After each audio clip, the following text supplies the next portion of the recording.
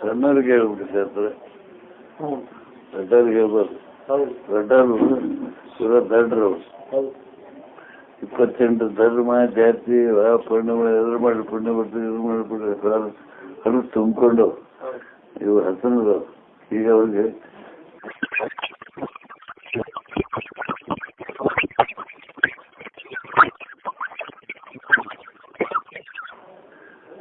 ಅವರು ಸತ್ತಿದ್ದಟ್ಟು ಹೊಡೆದು ಹಂತಕ್ಕಳು ಸತ್ತಿದ್ದಟ್ಟು ಈಗ ಯಾರು ದೊಡ್ಡವರು ಇಲ್ಲ.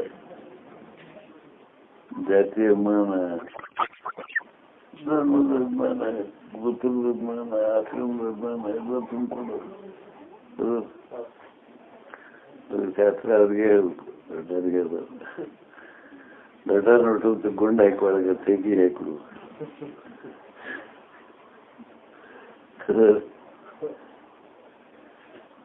ಯಾವ ರೀತಿ ಹುಡುಗರಿಗೆ ಹೋಗಂತೆ, ಹುಡುಗರಿಗೆ ಇದು ನಾನಲ್ಲ ನಮ್ಮನ್ನು ಖಾತ್ರಿ ಮಾಡಿಕೊಡ್ಲಿ ಸರಿಯಾದ ಹೂ ಅಂತವ್ರು. ಇವ್ರು ಹೂ ಅನ್ನೋದು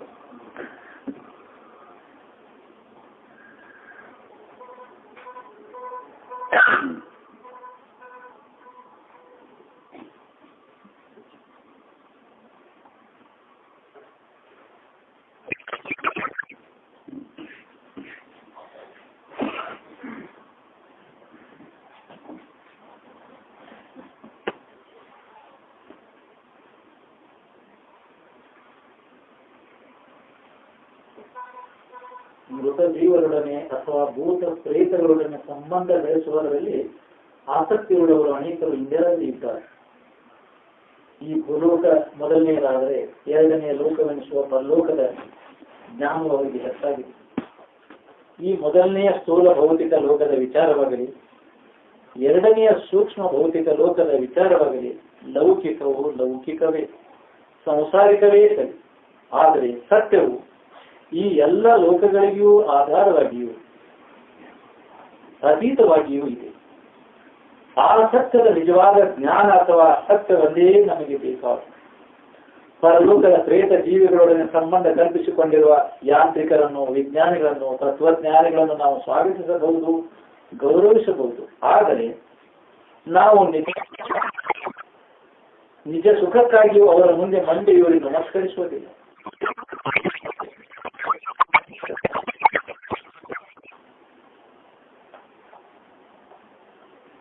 ಭಾರತ ದೇಶದಲ್ಲಿ ರಾಮನ ಆಪ್ತ ಮಿತ್ರನೊಬ್ಬ ಪ್ರೇತ ವಿಜ್ಞಾನಿಯಾಗಿದ್ದ. ಅವನ ಕಣ್ಣುಗಳನ್ನು ಬಲವಾಗಿ ಕಟ್ಟಿ ಅವನನ್ನು ಬೇರೊಂದು ಸ್ಥಳಕ್ಕೆ ಕರೆದುಕೊಂಡು ಹೋಗಿ ಅವನ ಎದುರಿನಲ್ಲಿ ಒಂದು ಗಣಿತ ಶಾಸ್ತ್ರದ ಪುಸ್ತಕವನ್ನಿಟ್ಟರೂ ಆ ಪುಸ್ತಕವನ್ನು ಅವನೆಂದೂ ನೋಡಿರಲಿಲ್ಲ. ಆದರೆ ಕಣ್ಣುಗಳನ್ನು ಕಟ್ಟಿದ ಆ ಸ್ಥಿತಿಯಲ್ಲಿಯೇ ಅವನು ಆ ಪುಸ್ತಕವನ್ನು ಓದಬಲ್ಲವನಾದ. ಆದರೆ ಆ ಪುಸ್ತಕದಲ್ಲಿ ಅವನಿಗೆ ತಿಳಿಯದಿದ್ದ ಗಣಿತ ಶಾಸ್ತ್ರದ ಅನೇಕ ಸಾಂಕೇತಿಕ ಚಿಹ್ನೆಗಳಿದ್ದವು. ಆದ್ದರಿಂದ ಅವನು ಒಂದು ಖಾಲಿ ಕಾಗದವನ್ನು ತರಿಸಿಕೊಂಡು ಆ ಪುಸ್ತಕದಲ್ಲಿದ್ದ ಆ ಎಲ್ಲವನ್ನೂ ಬರೆದಿದ್ದನು. ಆ ಗುರುತುಗಳ ಸರಿಯಾದ ಹೆಸರುಗಳನ್ನು ಅವನು ಹೇಳಲಾರದವನಾಗಿದ್ದುದರಿಂದ ಅವುಗಳನ್ನೇ ನಕಲು ಮಾಡಿದ್ದನು. ಅವನು ನಿಮ್ಮ ಮನಸ್ಸಿನಲ್ಲಿ ಇರುವುದನ್ನೆಲ್ಲ ಹೇಳಬಲ್ಲವನಾಗಿದ್ದನು. ಅವನಿಗೆ ತಿಳಿಯ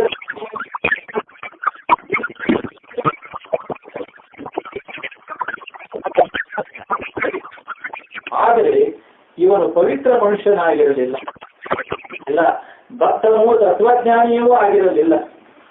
ಪರಮಾತ್ಮ ಬಹಳ ದೂರನಾಗಿದ್ದ. ಅವನಲ್ಲಿ ಎಲ್ಲರೂ ಅದರ ಸಂಸ್ಕಾರವಿರಲಿಲ್ಲ. ಅವನು ಕೇವಲ ಲೌಕಿಕ ಮನುಷ್ಯನಾಗಿದ್ದನು, ಸಂಸಾರಿಯಾಗಿದ್ದನು. ಅವನು ಪವಿತ್ರನಾಗಿರಲಿಲ್ಲ. ಪ್ರೇತ ಸಂಬಂಧವಾದ ವ್ಯವಹಾರ ಜ್ಞಾನವು ಒಂದು ವಿಜ್ಞಾನವೆಂದು ಪರಿಗಣಿಸಲ್ಪಟ್ಟಿದೆ. ಅಷ್ಟರ ಮಟ್ಟಿಗೆ ಅದನ್ನು ಗೌರವಿಸಬಹುದು. ಆದರೆ ಎಲ್ಲ ಲೋಭ ಮೋಹಗಳನ್ನು ನೀವು ಮೆತ್ತಿ ಮೇಲೇರುವಂತೆ ಮಾಡಬಲ್ಲ ನಿಜ ಸುಖಕ್ಕೂ ಪೂರ್ಣಾನಂದಕ್ಕೂ ಆ ಕ್ಷುದ್ರ ವಿಜ್ಞಾನಕ್ಕೂ ಯಾವ ಸಂಬಂಧವೂ ಇಲ್ಲ. ಒಂದೊಂದು ಇನ್ನೊಂದನ್ನಾಗಿ ತಪ್ಪು ತಿಳಿಯಬಾರದು. ಇಂಡಿಯಾದಲ್ಲಿ ಒಬ್ಬ ಮನುಷ್ಯನು 6 ತಿಂಗಳ ಕಾಲ ನೋಡತಕ್ಕವರಿಗೆ ಎಲ್ಲಾ ಬಗೆಯಿಂದಲೂ ಸತ್ತವನಾಗಿ ಇದ್ದನೆಂಬುದು ನಿಮಗೆ ಗೊತ್ತಿದೆ. ತಾತ್ಕಾಲಿಕವಾಗಿ ಪ್ರಾಣಶಕ್ತಿಯ ವ್ಯಾಪಾರವನ್ನು ತಡೆದು ನಿಲ್ಲಿಸುವುದನ್ನು ಚೇತರಿ ಮುದ್ರಾ ಎನ್ನುತ್ತಾರೆ. ಶಾಸ್ತ್ರದಲ್ಲಿ ಈ ಸಾಧನ ಕ್ರಮದ ಪೂರ್ಣ ವಿವರಣೆಯನ್ನು ಜೀವ ಇದೆ ಎಂಬ ಯಾವ ಲಕ್ಷಣವೂ ಚಿಂತಿಸುವುದಿಲ್ಲ.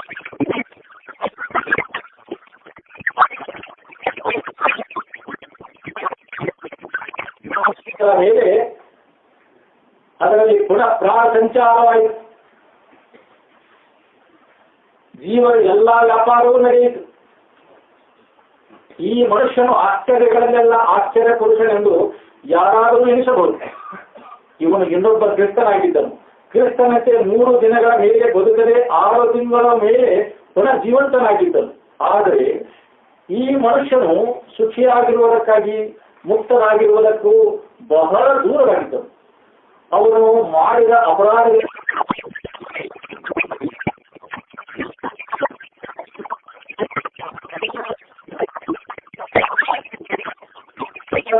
ಸಂಸ್ಥಾನದಿಂದಲೇ ಹೊರಗೂಡಿಸಿದನು. ನೀರಿನ ಮೇಲೆ ನಡೆಯುತ್ತಿದ್ದ ಇನ್ನೊಬ್ಬ ಮನುಷ್ಯನಿದ್ದ. ಒಬ್ಬ ನಿಜವಾದ ಸತ್ಪುರುಷನು ಇದನ್ನು ತಿಳಿದು ನಕ್ಕು, ಈ ಸಿದ್ಧಿಯನ್ನು ಪಡೆಯಲು ಎಷ್ಟು ಕಾಲವು ಹಿಡಿಯಿತೆಂದು ಅವನನ್ನು ಕೇಳಿದನು. 17 ವರ್ಷಗಳ ಕಾಲ ಬೇಕಾಯಿತೆಂದು ಆ ಯೋಗಿಯು ನುಡಿದನು. ಆ ಸಂತನು ಬಹಳ ವಿಷಾದದಿಂದ, ನಾವು 2 ಆನೆಗಳನ್ನು ಕಟ್ಟರೆ ಅಂಬಿಗನ ದೋಣಿಯನ್ನು ನಡೆಸಿ ನದಿಯನ್ನು ದಾಟಿಸುತ್ತಾನೆ. ಅಯ್ಯೋ, 17 ವರ್ಷಗಳ ಉಪವಾಸ ವನವಾಸದಿಂದ ಕಷ್ಟಪಟ್ಟು ತಪಸ್ಸು ಮಾಡಿ ಕೇವಲ 2 ಆನೆಯ ಬೆಲೆಯ ಸಿದ್ಧಿಯನ್ನು ಸಂಪಾದಿಸಿದಂತಾಯಿತಲ್ಲ, ಎಷ್ಟು ಶೋಚನೀಯ ಎಂದು ಉದ್ಗಾರ ಮಾಡಿದನು.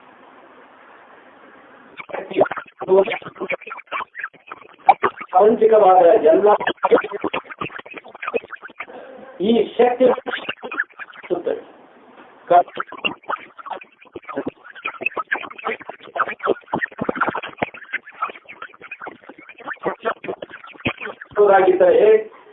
ನಾಯಿಗಳು ಪವಿತ್ರ ಪ್ರಾಣಿಗಳೆನಿಸಬಹುದಾಗಿತ್ತು, ಏಕೆಂದರೆ ಅವರಿಗೆ ವಾಸನಾಗ್ರಹಣ ಶಕ್ತಿ ವಿಶೇಷವಾಗಿದೆ. ದೂರದಲ್ಲಿ ಮರೆಯಲ್ಲಿರುವ ಜಿಂಕೆಗಳನ್ನಾದರೂ ಅವು ವಾಸನೆಯಿಂದಲೇ ಕಂಡು ಹಿಡಿಯುತ್ತವೆ. ಆ ಶಕ್ತಿಯು ಮನುಷ್ಯನಿಗಿಲ್ಲ, ಆದ್ದರಿಂದ ಅವು ಹೆಚ್ಚು ಪವಿತ್ರವಾದವುಗಳೇ ಅಲ್ಲ. ಇಂಡಿಯಾ ದೇಶದಲ್ಲಿ ಒಬ್ಬ ರಾಜನಲ್ಲಿಗೆ ಒಬ್ಬ ಹಠಯೋಗಿ ಬಂದು ತನ್ನ ವಿಶೇಷ ಸಿದ್ಧಿಯನ್ನು ತೋರಿಸುವುದಕ್ಕಾಗಿ ಅವನು ದೀರ್ಘಕಾಲ ಸಮಾಧಿ ಸ್ಥಿತಿಯನ್ನು ತಂದುಕೊಂಡನು. ಅವರ ದೇಹದಲ್ಲಿ ಪ್ರಾಣವಿರುವುದರ ಚಿಹ್ನೆಯು ತೋರುತ್ತಿರಲಿಲ್ಲ. ಅವರ ದೇಹವನ್ನು ಕ್ಕಾಗಿ ಜನರು ಅವನ ದೇಹದ ಮೇಲೆ ಒಂದು ಕುಟೀರವನ್ನು ಕಟ್ಟಿದರು. ಒಂದು ರಾತ್ರಿ ಭಯಂಕರವಾದ ಬಿರುಗಾಳಿ ಬೀಸಿದ್ದರಿಂದ ಯೋಗಿಯ ತಲೆ ಮೇಲೆ ಇಟ್ಟಿಗೆಗಳು ಬಿದ್ದು ಜೀವ ಬಂದು ಎಚ್ಚರಾದ ಕೂಡಲೇ ಅವನಾಡಿದ ಪ್ರದಕ್ಷಿಣಕ್ಕಾಗಿ ನೀನು ನನಗೆ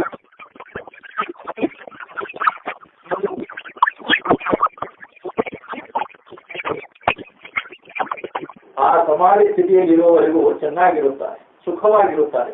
ಆದರೆ ಅವರು ಎಚ್ಚರಗೊಂಡು ಸಾಮಾನ್ಯ ಸ್ಥಿತಿಗೆ ಬಂದ ಕೂಡಲೇ ಎಲ್ಲರಂತೆ ಸಂಸಾರಿಗಳು ದುಃಖಿಗಳು ಆಗುತ್ತಾರೆ ಎಂದು ಭಾರತೀಯರು ಬಲ್ಲರು. ಒಂದು ಕಠಾರಿಯನ್ನು, ಖಡ್ಗವನ್ನು ಅಥವಾ ಒಂದು ದೊಡ್ಡ ಚಾಕುವನ್ನು ಬಾಯಿಯಿಂದ ನುಂಗುವುದು, ಚರ್ಮದ ಮೂಲಕ ಸೂಜಿಗಳನ್ನು ಎಳೆಯುವುದು, ಇನ್ನೂ ಅನೇಕ ಬಗೆಯ ಆಶ್ಚರ್ಯ ಸೇವೆಗಳನ್ನು ತೋರಿಸುವುದು ಇಂಡಿಯಾದಲ್ಲಿ ಕಾಲ ಸಮಾಧಿಯಲ್ಲಿ ಇಟ್ಟಿರುವುದು ದಿವ್ಯವಾದ ಆತ್ಮಜ್ಞಾನದಿಂದ ಅವಶ್ಯವಾಗಿ ತರಲ್ಪಟ್ಟ ಸಮಾಜ ಸ್ಥಿತಿ ಏನಲ್ಲ. ಇಂಡಿಯಾದಲ್ಲಿ 1000 ಜನರು ಅಂತಹ ಸಮಾಧಿಯನ್ನು ಅಭ್ಯಾಸ ಮಾಡುತ್ತಾರೆ. ಅಸಾಧಾರಣವಾದ ಮಾನಸ ಶಕ್ತಿಗಳನ್ನು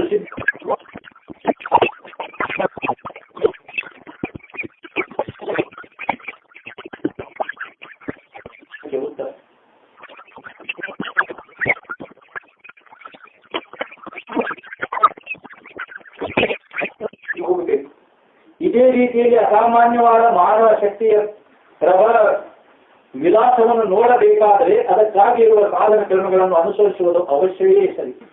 ಆದರೆ ಅದನ್ನೆಲ್ಲ ತಿಳಿಸುವುದಕ್ಕೆ ಇದು ಸಮಯವಲ್ಲ. ವಸ್ತುಗಳನ್ನು ಬಿಟ್ಟು ನೆರಳುಗಳನ್ನು ಜೀವಂತ ಮಹಾಂತರನ್ನು ಬಿಟ್ಟು ಭೂತ ಪ್ರೇತ ಪಿಶಾಚಿ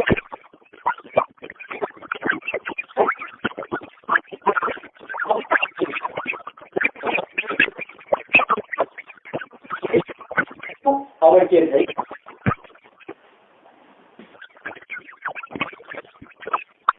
ಇಂದ್ರಿಯಗಳಿಂದ ನಿರಂತರವಾಗಿ ವಿಷಯ ಸುಖವನ್ನು ಅನುಭವಿಸುತ್ತಲೇ ಇರುವುದಕ್ಕೆ ಅವಕಾಶ ಕೊಡದಿರುವ ಕಠೋರ ನಿಯಮಗಳು ಪ್ರಕೃತಿಯಲ್ಲಿವೆ.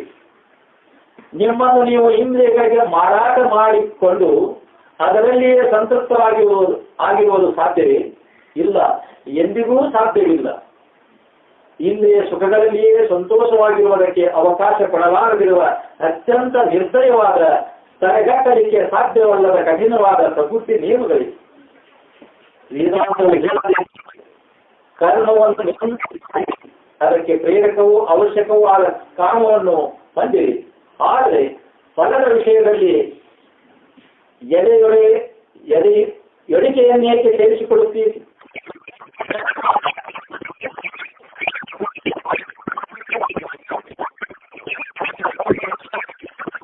ಬದಲಾವಣೆ ಹೊಂದುತ್ತಿರುವ ಹೊಂದಿಕೊಳ್ಳುತ್ತೀರಿ. ನ್ಯಾಯವು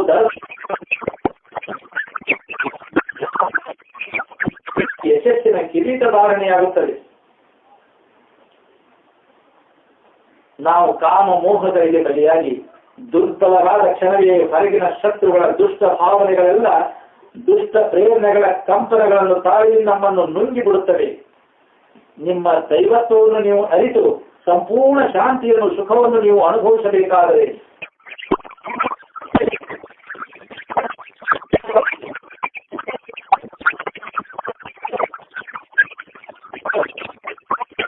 ಮಾಡಿರಿ.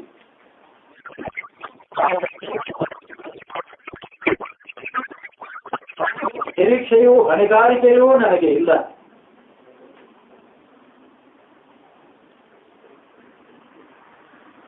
ಈ ಪ್ರಪಂಚದಲ್ಲಿ ಕುಟುಂಬ ಸಂಬಂಧಗಳು ಶಾಶ್ವತವಾಗಿ ಇವೆ ಎನ್ನುವುದನ್ನು ರಾಮನು ನಿಮಗೆ ಸುಮ್ಮನೆ ತಿಳಿಸಬೇಕಾಗಿದೆ.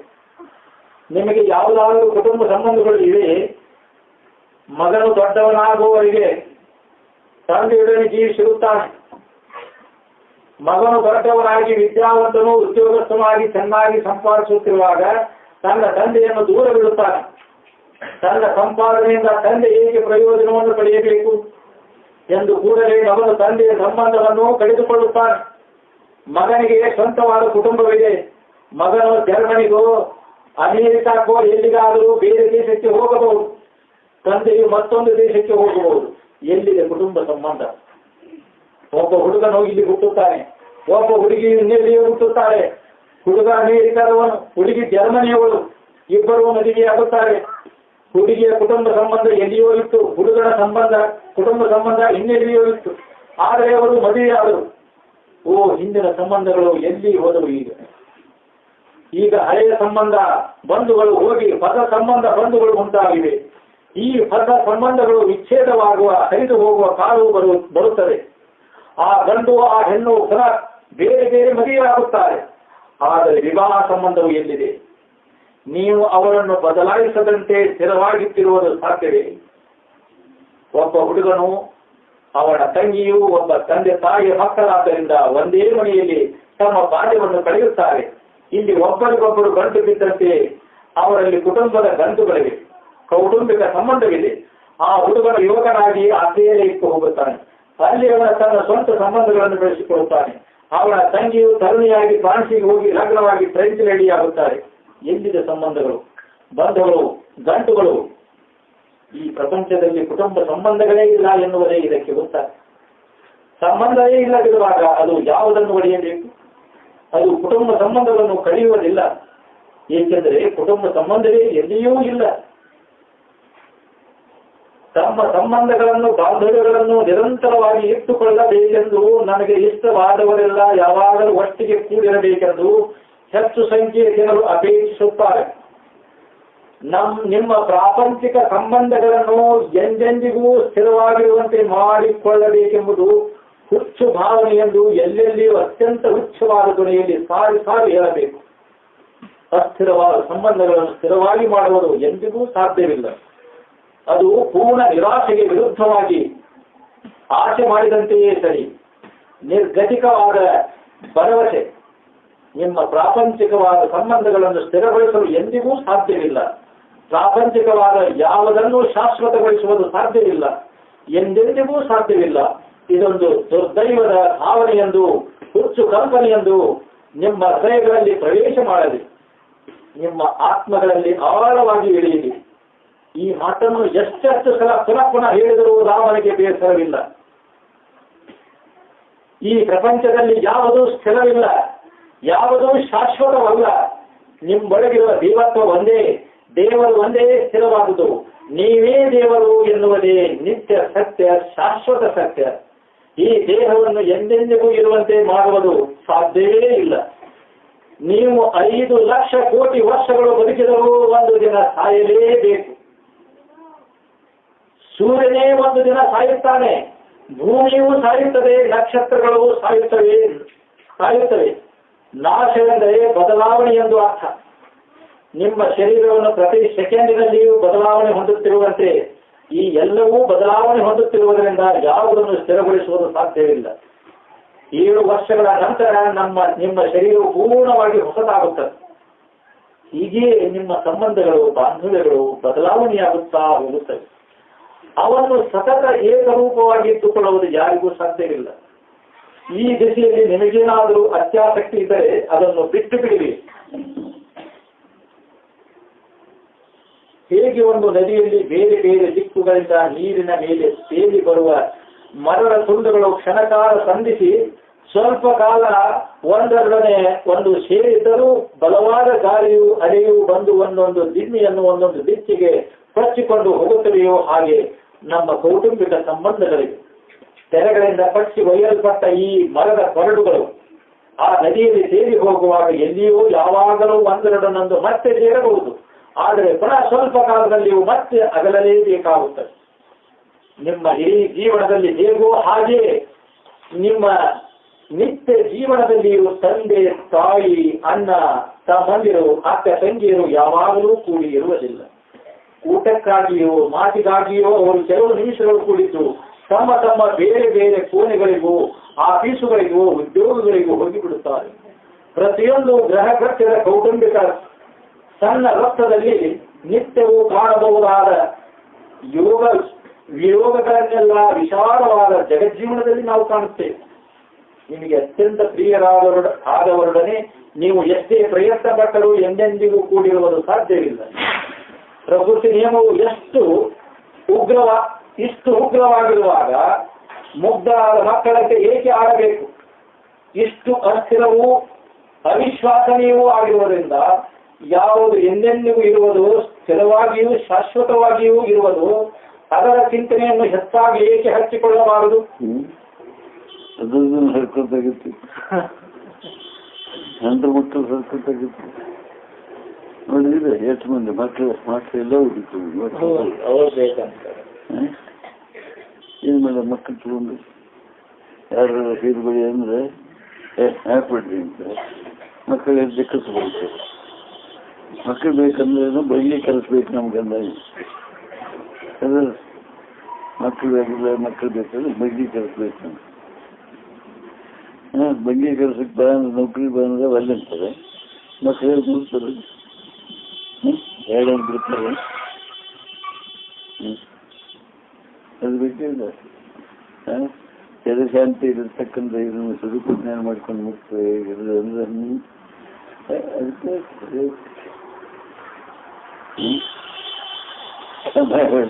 ಮಾಡಿ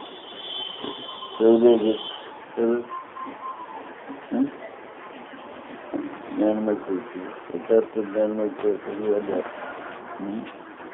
ಇರಬೇಕು ಬಾಳೆ ರೇಟ್ ಬಂದಿದೆ ಅಂದ್ರೆ ಬಂದ ರೇಟ್ ಬಂದು ಸ್ವಲ್ಪ ಜ್ಞಾನ ಮಾಡ್ತೀವಿ, ತಿಳ್ಕೊಳ್ಕೊಂಡು ರೇಟ್ ಬಂದಿದೆ. ಬಾಳೆ ಸುದ್ದಿ ಅದನ್ನು ಶುದ್ಧ ಮಾಡ್ತೀವಿ, ಅದಾದ್ರೂ ಶುದ್ಧ ಹಾಕಿ ದೇವ್ರ ಕಾಲ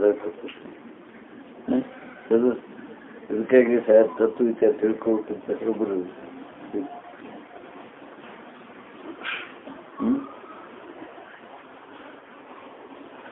ಒಬ್ಬರನ್ನ ಕಾಣೆ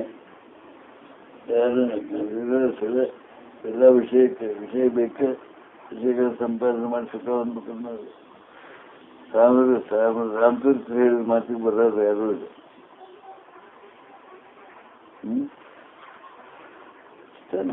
ಬರೋಬರೈತಿ ಹೇಳಿದ್ದು ಬರೋಬರೈತಿ ಯಾರೂ ಇಲ್ಲ.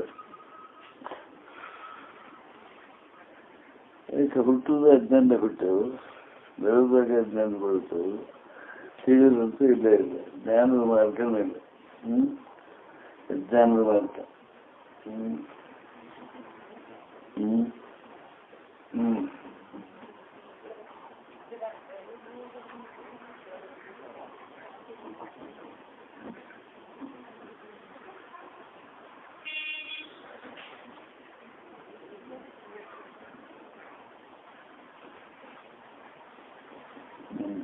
ಯಾವುದನ್ನು ನೀವು ಎಂದೂ ಬಿಟ್ಟಿರಲಾರಿದವು, ಯಾವುದರಿಂದ ನೀವು ಬೇರೆ ಅಲ್ಲವೋ, ಯಾವುದು ನಿಮ್ಮ ಸ್ವರೂಪವೇ ಆಗಿದೆಯೋ ಅದರ ವಿಷಯದಲ್ಲಿ ಏಕೆ ಹೆಚ್ಚು ಆಲೋಚನೆಯನ್ನು ವಿಚಾರವನ್ನು ಮಾಡಿ ಅದನ್ನು ಸಾಧಿಸುವುದಕ್ಕೂ ಅನುಭವ ಮಾಡುವುದಕ್ಕೂ ಪ್ರಯತ್ನ ಮಾಡಬಾರದು?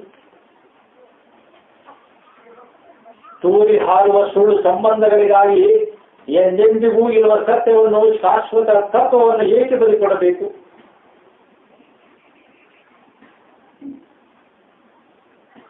ಈ ಬಂಧಗಳು, ಸಂಬಂಧಗಳು ಎಂದಿವೆ? ನಿಮಗೆ ಮಕ್ಕಳಿದ್ದಾರೆಂದು ಹೇಳುತ್ತೀರಿ. ಈ ದೇಶದ ನಾಗರಿಕತೆಯಲ್ಲಿ ಅಸತ್ಯವೆಂದು ತಿಳಿದಿರುವುದನ್ನು ರಾಮನೇನಾದರೂ ಹೇಳಿದರೆ ನೀವು ದಯವಿಟ್ಟು ಕ್ಷಮಿಸಬೇಕು. ಈ ಮಕ್ಕಳು ನಿಮ್ಮವರೆಂದು ಹೇಳುತ್ತೀರಿ. ಈ ಮಗನು ನನ್ನ ಮಾಂಸದ ಮಾಂಸವೆಂದು, ನನ್ನ ರಕ್ತದ ರಕ್ತವೆಂದು, ನನ್ನ ಮೂಳೆಯ ಮೂಳೆಯೆಂದು ಹೇಳುತ್ತೀರಿ. ಮುದ್ದು ಮಗನೆಂದು ಅವನನ್ನು ಅಪ್ಪಿಕೊಳ್ಳುತ್ತೀರಿ, ಹತ್ತಿರವೇ ಇಟ್ಟುಕೊಳ್ಳುತ್ತೀರಿ. ಆದರೆ ಇದರಲ್ಲಿರುವ ತತ್ವವನ್ನು ದಯವಿಟ್ಟು ವಿಚಾರ ಮಾಡಿ ನೋಡಿ. ನಿಮ್ಮ ಮತ್ತು ನಿಮ್ಮ ಮಗನ ಸಂಬಂಧವನ್ನು ಶಾಶ್ವತಗೊಳಿಸಬೇಕೆಂದು ಬಯಸುತ್ತೀರಿ. ನಿಮ್ಮ ಶರೀರದಿಂದ ನಿಮ್ಮ ಮಗನು ಹುಟ್ಟಿರುವನೆಂಬ ಕಾರಣದಿಂದ ಆ ಸಂಬಂಧವನ್ನು ನಿರಂತರಗೊಳಿಸಬೇಕೆಂದು ನೀವು ವಾದಿಸುವುದಾದರೆ ನಿಮ್ಮ ಶರೀರದಲ್ಲಿಯೇ ಹುಟ್ಟಿರುವ ಏನು ಕೂಲಿಗಳ ಗತಿಯೇನು?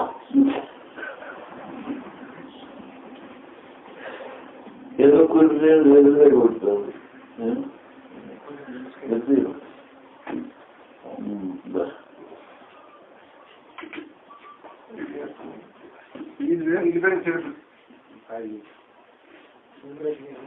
ಸಾವಕಾಶ ಇಡಿ.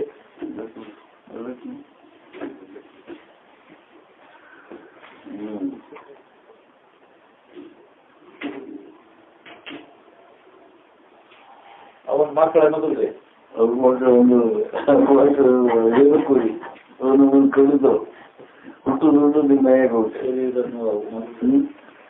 ನಿಮ್ಮ ಮೈಯಾಗ ಹುಟ್ಟಿದ್ರೆ ಇವಾಗ ನಿನ್ನ ಮೈಯಾಗ ನೀವು 15 ಹುಟ್ಟವು ಮಕ್ಕಳು. ನಿನ್ನ ಮೈಯಾಗ 15 ಮಕ್ಕಳಾಗಿರೋದು, ಇವನಿಗೂ 15 ಮಕ್ಕಳು.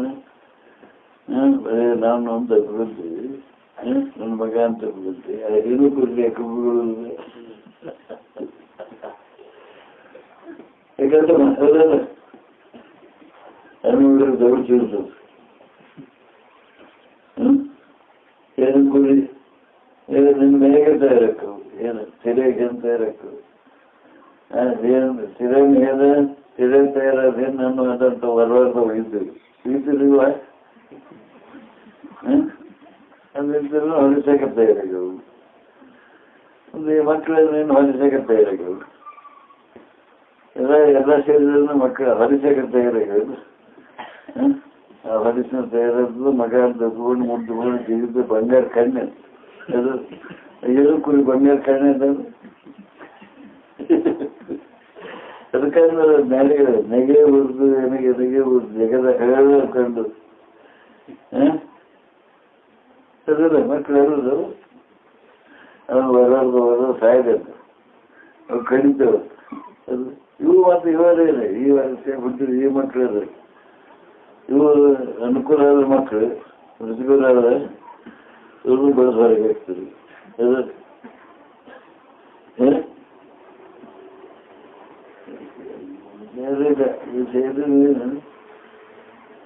ಈಗ ಹುಡುಗರು ಕೇಳ ಒಂದು ಕುದುರೆ ಕೇಳ ಹುಡುಗರು ಕೇಳ್ಬೇಕು. ಸಣ್ಣ ಮಕ್ಕಳಿಗೆ ಏನು ಕೇಳ್ಬೇಕು?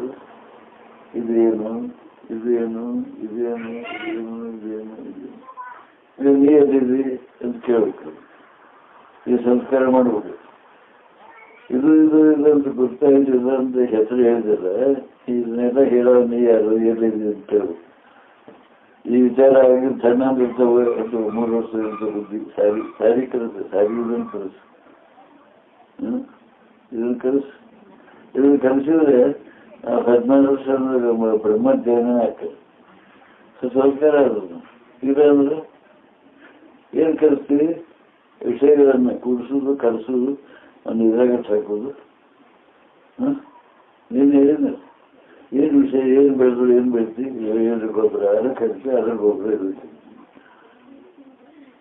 ಗೊಬ್ಬರ ಗುಂಪಿ ಬರೇ ಗೊಬ್ಬರ ಹೇಳುದು ಅನ್ಲೋಡ್ ಮಾಡೋದು. ಮತ್ತೆ ಗೊಬ್ಬರ ಬಂಡಿ ಅದರ ಗೊಬ್ಬರ ಬಂದಿದ್ರು, ಗೊಬ್ಬರ ತಯಾರು ಮಾಡ್ತೀವಿ, ಲೋಡ್ ಮಾಡ್ತಿದ್ವಿ, ಅಲ್ಲಿ ಲೋಡ್ ಮಾಡ್ತೀವಿ. ಇದಕ್ಕೆ ಸ್ಕೀಮ್ ಕೊಟ್ಟು ನೀವು ಅದ್ರಾಗ ನಾ ಯಾರು ತಿಳ್ಕೊಬೇಕು. ಇದನ್ನೆಲ್ಲ ಮಾಡ್ಯಾವ, ಇದ್ರಾಗ ತಿಳಿಯವ, ಇದನ್ನ ನೋಡವ, ಇದ್ರ ವಿಚಾರ ನೋಡವ, ಇದ್ರಂತ ತಿಳಿಯವ, ಇದ್ರಾಗ ಏನಾದ್ರು ಅನುಭವಿಸೋ ನಾನು ಯಾರು ವಿಚಾರ ಮಾಡಿ ನೋಡ್ರಿ. ವಿಚಾರ ಮಾಡಕ್ಕೆ ಹೆಚ್ಚಾರ ಬಂದವ್ರು ಹೇಳಿದ ಅದು ಅದ್ರ ಹೇಳಿದ್ದಾರೆ ಮುಡೆ ನಮಗೆ ದೊಡ್ಡ ಬಾಳೆ ಮಾಡಬೇಕು, ಬಾರ್ಲು ಬಿಡಬೇಕು, ಅದು ಬಾಳೆ ಮಾಡೋಕ್ಕೂ ಬಾರ್ಲು ಬಿಡಬೇಕು. ಬಾಳೆ ಮಾಡಿ ಬಾರ್ಲು ಬಿಟ್ಟಿದ್ದಾರೆ ಬೇರೆ ಇದ್ದವ್ರು ಒಬ್ಬರು ಅದನ್ನು ಬಾಳೆ ಮಾಡಿ ನಿಮಿತ್ತ ಮಾಡಿಕೊಂಡು ನಿಮಿತ್ತ ಕರ್ಮ ಅಂತಾರೆ. ಅದಕ್ಕೆ ಸರಿ ಚರ್ಚಾರ್ಥಕ್ಕೆ ಮಾಡ್ತಕ್ಕಂಥ ಕರ್ಮ ಏನಂದ್ರೆ ನಿಮಿತ್ತ ಕರ್ಮ. ನಿಮಿತ್ತ ಕರ್ಮ ಅವರು ಅರ್ಥಜ್ಞಾನ, ನಾನು ಯಾರನ್ನು ತಿಳ್ಕೊಳ್ಳೋದು, ಅದೊಂದು ನಿತ್ಯ ಕರ್ಮ. ತಿಳ್ಕೊಂಡು ಉಳ್ಕೊಳ್ಳೋದು ನಿತ್ಯ ಕರ್ಮ. ನಾವು ನಿತ್ಯ ಕರ್ಮ ಯಾವುದು? ಇದನ್ನು ವಿಷಯಗಳ ಸಂಗ್ರಹ ಮಾಡೋದು, ಭೋಗ ಮಾಡೋದು, ಅದರ ಸುಖ ಆಯ್ತಂದ್ರು, ದುಃಖ ಆಯ್ತಂದ್ರು, ಸಾಕಾದ್ರು, ಬೇಕಾದ್ರು, ತೆಗುದು ಹಾಕೋದು, ತಗೋದು ಹಾಕೋದು, ಏನು ಕ್ರಮ ಮಾಡ್ತೀವಿ? ಎಷ್ಟೆಲ್ಲ ಯಾರು ಎಷ್ಟು ದೊಡ್ಡವರಾದ್ರು ಏನು ಕ್ರಮ ಮಾಡಿದ್ರೆ ತೆಗುದು ಹಾಕೋದು. ವಿಜ್ಞಾನ ಏನು ಮಾಡ್ತಾನೆ? ತೆಗುದು ಹಾಕೋದು, ಕಲಿಸೋದು, ತೆಗುದು ಹಾಕೋದು, ಕಲಿಸೋದು ಮತ್ತೊಂದು ಏನಾಗ್ತದೆ ನೋಡುದು. ಎಷ್ಟದು ಕಲಿಸೇಳಿ ಹೊರದಾಗ ಅದು ಕುಡಿಯತ್ತೆ, ಎಲ್ಲ ಅದ್ರಾಗ ಅದು ಕುಡಿಯತ್ತೆ, ಅದ್ರಾಗ ಅದು ಕುಡಿಯತ್ತು, ಅದನ್ನ ಹಾಕಿದ್ರೆ ಅದು ಹಾಕಿದ್ರೆ ಇದನ್ನ ಹಾಕಿದ್ರೆ ಎಲ್ಲ ಹಾಕಿದ್ರೆ ಇವನ್ನ ಬೈಲಿ ಏನು ಕುಡಿಯಾಗೈತೆ ಹೇಳ ನೋಡು. ಬೈಲಿ ಏನು ಕುಡಿಯಾಗೈತಿ? ಭೂಮಿಯಾಗ ಅದು ಕುಡಿಯೈತಿ, ನೀರಾಗ ಅದು ಕುಡಿಯೈತಿ, ಹವಿಯೊಳಗೆ ಅದು ಐತಿ, ಹವಿಯೊಳಗೆ ಎಷ್ಟು ನಮೂನಿ ಐತಿ, ನೀರಾಗ ಎಷ್ಟು ನಮೂನಿ ಐತಿ, ಇದನ್ನ ಕುಡಿದ್ರೆ ನೀರು ಹಾಕೈತಿ, ಬೆಂಕಿಯಾಗ ಏನು ಕುಡಿಯೈತಿ, ಬೆಂಕಿ ಏನು ಕುಡಿದ್ರೆ ಗೊತ್ತಾಗ್ತೈತಿ, ಅದನ್ನು ನೋಡ್ತೀವಿ. ಭೂಮಿ ಏನು ಕುಡಿಯಾಗೈತಿ, ಬೈಲಿ ಏನು ಕುಡಿಯಾಗೈತಿ, ಭೂಮಿ, ಬೆಂಕಿ, ನೀರು, ಗಾಳಿ ನಾಲ್ಕನ್ನು ವಿಶ್ಲೇಷಣೆ ಮಾಡ್ತೀವಿ. ನಾಲ್ಕರೊಳಗೆ ಏನಾಗೈತಿ ನೋಡ್ತೀವಿ, ಅವ್ರು ಪರಿವರ್ತನೆ ಮಾಡ್ತೀವಿ. ಬೈಲು ಏನು ಕುಡಿಯಾಗೈತಿ, ಬೈಲು ಏನು ಕುಡಿಯಾಗೈತಿ ಸಂಶೋಧನೆ ಮಾಡಿ. ಬೈಲಿಗೆ ಯಾಕೆ ಜಾಗ ಆಗೈತೆ ನೋಡಿ, ಅದು ನೋಡಿದ ಜ್ಞಾನಿಗಳು. ಜ್ಞಾನಿಗಳು ತಂದೇನು ಮಾಡೋದು ತೋರೋದು. ನಿನ್ನೊಳಗೆ ಅದಾವ ಬೈಲು ಎಲ್ಲವೂ ನೀನು, ಬೈಲ ನಿನ್ನೊಳಗೆ ಬೈಲು ತಿಳಿದವ ನೀನು, ಬೈಲು ಅಲ್ಲಿ ಹೇಳ್ಯಾವ ನೀನು. ಬೈಲು ಎಲ್ಲಿತ್ತು? ನಿತ್ಯ ಬೈಲು ಇರುತ್ತೆ. ನೀ ಇರ್ತೀವಿ ಬೈಲು ಇರ್ತೀವಿ. ನಿತ್ಯ ಬೈಲು ಏನು ಶುರು ಮಾಡ್ತೀವಿ. ಬೈಲು ಎಲ್ಲಿ ಹೋಗ್ತು ನೋಡ್ತೀವಿ. ನೀನು ಬೈಲು ಹಾಕಿದೆ, ನೀರು ಸದ್ದು ವಸ್ತು, ನೀ ಕರೆ ವಸ್ತು ಆಗ ಬೈಲು ಕರೆ ವಸ್ತು. ಗಾಳಿ, ನೀರು, ಬೆಂಕಿ ಇವು ಕರೆಯೋದು ಸತ್ಯ ವಸ್ತು, ನೀರು ಸತ್ಯ ವಸ್ತು. ಅವನ್ನೆಲ್ಲವನ್ನು ಅರಿತಾ ಇದ್ದವನು ನೀರು ಅವು ಇಲ್ಲವೇ. ನೀವು ಎತ್ತದಾಗ ಎಲ್ಲ ಅದಾವು, ನಿದ್ದೆಗಳು ಒಂದು ಇಲ್ಲ ಎಲ್ಲವನ್ನು ನೀರನ್ನು ಯಾವಾಗ ಕರೆ ಅವು ಇಲ್ಲಂಗೆ ಆಗ್ತವನು ತಚ್ಚಿರೋದು. ಬೈಲೆಲ್ಲ ನಿನಗೆ ತೋರಿಲ್ಲ, ಬೈಲೆಲ್ಲ ಒಂದು ತಿಳಿದ ನೀನೇ ಆಗೋದು. ನೀ ಕಾಯ ಮಾಡ್ತೀರ ತಿಳಿದಂತ ಅದು ಕಾಯ ಮಾಡ್ತದೆ. ಅದು ತಿಳಿದಂತ ಜಗತ್ತು ವಿಷಯ ಕಾಯ ಬರೋದು ನೋಡ್ಕೊಂಡು ತಿಳ್ಕೊಂಡು ಸುಮ್ಮನೆ ಯಾವ ನಾನದ್ದಾವೆ ನನ್ನ ಸಮುದ್ರ ಸುಮ್ಮನೆ ಹಾಕಲಿ. ಅದ್ರಾಗ ಅದು ಕೂಡಿ ಕೆಟ್ಟ ಏನಾದ್ರು ಆಗ್ತದೆ. ಈಗ ಗಾಯ ಆಗ್ತದೆ, ಗಾಯದಾಗ ಹೊಂಡು ಬೀಳ್ತದೆ, ಹೊಂಡು ಬಿದ್ದು ಹುಳ ಬೀಳ್ತವೆ. ಹುಳ ಎಲ್ಲಿ ಬರ್ತಾವ ಅದೇ ಹುಳ ಆಗ್ತವೆ, ಅವು ಹುಳ ಆಗ್ತವೆ. ಅದೇ ಕಾರಣ ಅಂತೀವಿ, ಅದೇ ಕಾರಣ ಅಂತೀವಿ. ಅದೇ ಹುಣ್ಣು ಬಿದ್ದು ಕಡಿಯಾಕತ್ತೆ ದೌಡ್ ಕಡಿಯಕ್ಕೆ ಅಂತೀವಿ. ಅದಕ್ಕೆ ತೆಗೆದು ಬಿಡೋದು, ಅದು ತೆಗೆದು ನಾ ಆರಾಮ ಅಂತೀವಿ. ಅದು ನೀನು ಅದು ತೆಗೆದು ನೀ ಹೆಂಗೆ ಉಳಿತೀವಿ? ಅದ ನಾನು ಅಂತ ಹೇಳವ, ಅದನ್ನ ತೆಗೆದು ನೀ ಹೆಂಗೆ ಉಳಿತೀವಿ? ಕೈ, ಕಾಲು, ಕಣ್ಣು, ಮೂಗು ಎಲ್ಲರೂ ತೆಗೆದು ಒಂದು ಹೊಸ ಹಾಕ್ತೀವಿ. ಹಾಕಕ್ಕೆ ಹಾಕಕ್ಕೆ ಬಿಡ್ತೀವಿ, ಅದು ಅಂತ ಕೈಕಿ ಬಿಡ್ತೀವಿ. ಏನು ಕಮ್ಮಿ ಮಾಡಿ ಮತ್ತೆ ಅರ್ಥ ಆಗೋದು. ಅವ ನಾನು ಅಂತೀವಿ, ಮತ್ತೆ ಅವ ನಂದು ಅಂತೀವಿ. ಯಾವ ಕಲೆ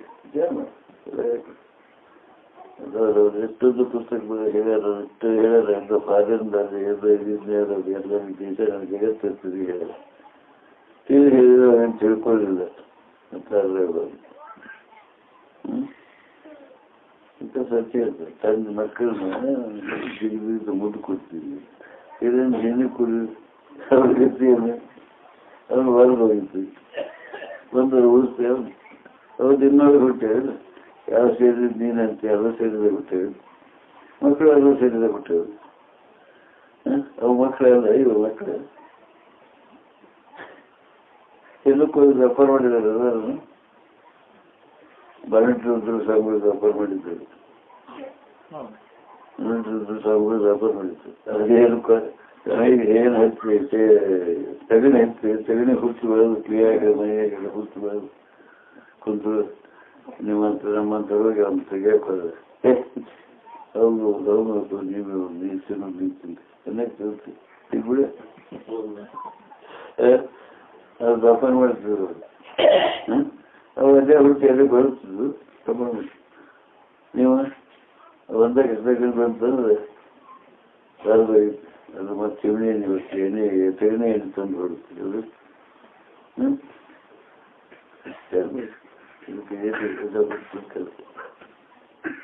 ಅದು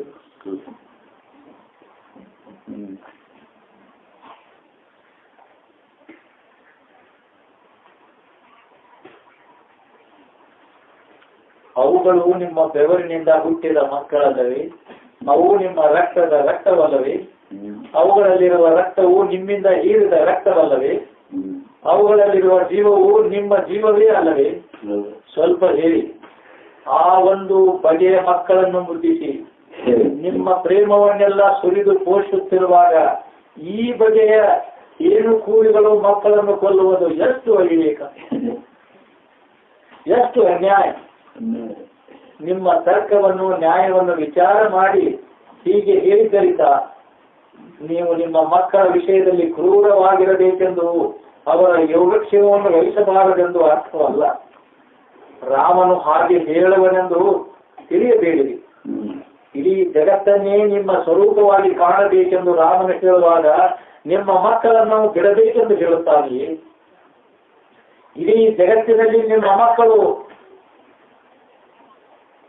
ಮಕ್ಕಳು ಸೇರುವುದಿಲ್ಲವೇ? ರಾಮನ ಮಾತನ್ನು ಅಪಾರ್ಥ ಮಾಡಿಕೊಳ್ಳಬೇಡಿರಿ.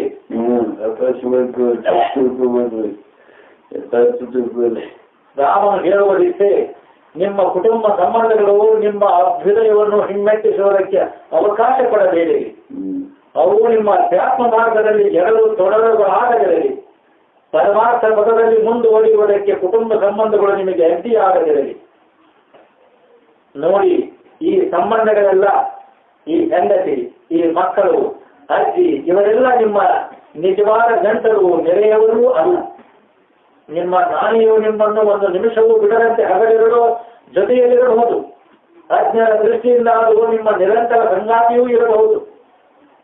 ಆದರೂ ಆ ನಾಣಿಯು, ಸೇವಕನು, ಅಜ್ಜಿ ಮೊದಲಾದವರು ನಿಮ್ಮ ನಿಜವಾದ ಗಂಟರು, ನೆರೆಯವರೂ ಆಗಬಲ್ಲದೆ. ನೀವು ಯಾರು? ನೀವು ದೇಹವಲ್ಲ, ನಿಜವಾದ ಆತ್ಮವೇ ನೀವು. ನೀವು ಯುರೋಪಿಯನ್ ಶಾಸ್ತ್ರಜ್ಞರಾಗಿರುವುದರಿಂದ ನೀವೇ ಆತ್ಮ ಎಂಬುದನ್ನು ಒಪ್ಪುವುದಿಲ್ಲ. ನೀವು ಮನಸ್ಸಾಗಿದ್ದೀರಿ. ನಿಮ್ಮ ಮನಸ್ಸು ಯಾವ ಅತ್ಯುಚ್ಛ ಸ್ಥಾನದಲ್ಲಿ ಜೀವಿಸುವುದು, ಅಲ್ಲಿಯೇ ಯಾವಾಗಲೂ ನಿಮ್ಮೊಡನೆ ಯಾರು ಇರುವರು ಅವರೇ ನಿಮ್ಮ ನೆಂಟರು, ನೆರೆಯವರು. ನೀವು ಓದುತ್ತಿರುವ ವಿಷಯವನ್ನೇ ಓದುತ್ತಾ ಅದನ್ನೇ ಚಿಂತನೆ ಮಾಡುತ್ತಾ ತಮ್ಮ ದಿವಾಳ ಖಾನೆಯಲ್ಲಿ ಅನೇಕ ಗ್ರಂಥಗಳನ್ನು ಓದುತ್ತಾ ಇರುವ BA MA ವಿದ್ಯಾರ್ಥಿಗಳೇ ನಿಮ್ಮ ನೆಂಟರು, ನೆರೆಯವರು. ನೀವು ಕೋಣೆಯಲ್ಲಿ ಕುಳಿತು ಓದುತ್ತಿರುವಾಗ ನೀವು ಕೋಣೆಯಲ್ಲಿ ಇದ್ದೀರಿ ಎಂದು ಜನರು ಹೇಳುತ್ತಾರೆ. ನೀವು ಆಗ ಕೋಣೆಯಲ್ಲಿ ಇರುತ್ತೀರೋ? ನಿಮ್ಮ ಭಾವನೆಗಳಲ್ಲಿಯೂ ವಿಚಾರಗಳಲ್ಲಿಯೂ ಇರುತ್ತೀರೋ? ನಿಜವಾಗಿ ಹೇಳಿರಿ. ಓದುವ ಕೋಣೆಯಲ್ಲಿ ನೀವು ಓದುತ್ತಿರುವಾಗ ನಾನೇ ನಿಮ್ಮ ತೊಡೆಯ ಮೇಲೆ ಕೂತಿದ್ದರೂ, ನಿಮ್ಮ ಮಕ್ಕಳು ಒಳಗೆ ಬಂದು ಚೇಷ್ಟೆ ಮಾಡಿದರೂ ನಿಮ್ಮ ಲಕ್ಷ್ಯಕ್ಕೆ ಬರುವುದಿಲ್ಲ. ನೀವು ಆಗ ತತ್ವ ವಿಚಾರದ ಭೂಮಿಕೆಯಲ್ಲಿ ಇರುತ್ತೀರಿ. ತಮ್ಮ ತಮ್ಮ ಮನೆಗಳಲ್ಲಿ ಅದೇ ವಿಷಯವನ್ನೇ ಓದುತ್ತಾ ವಿಚಾರ ಮಾಡುತ್ತಾ ಇರುವ ವಿದ್ಯಾರ್ಥಿಗಳೇ ನಿಮ್ಮ ಸಮೀಪದವರು. ಆದ್ದರಿಂದ ನಿಮ್ಮ ದೊಡ್ಡ ಮಗು, ಅಜ್ಜಿಗೂ, ನಾಯಿಗೂ, ಸೇವಕನಿಗೂ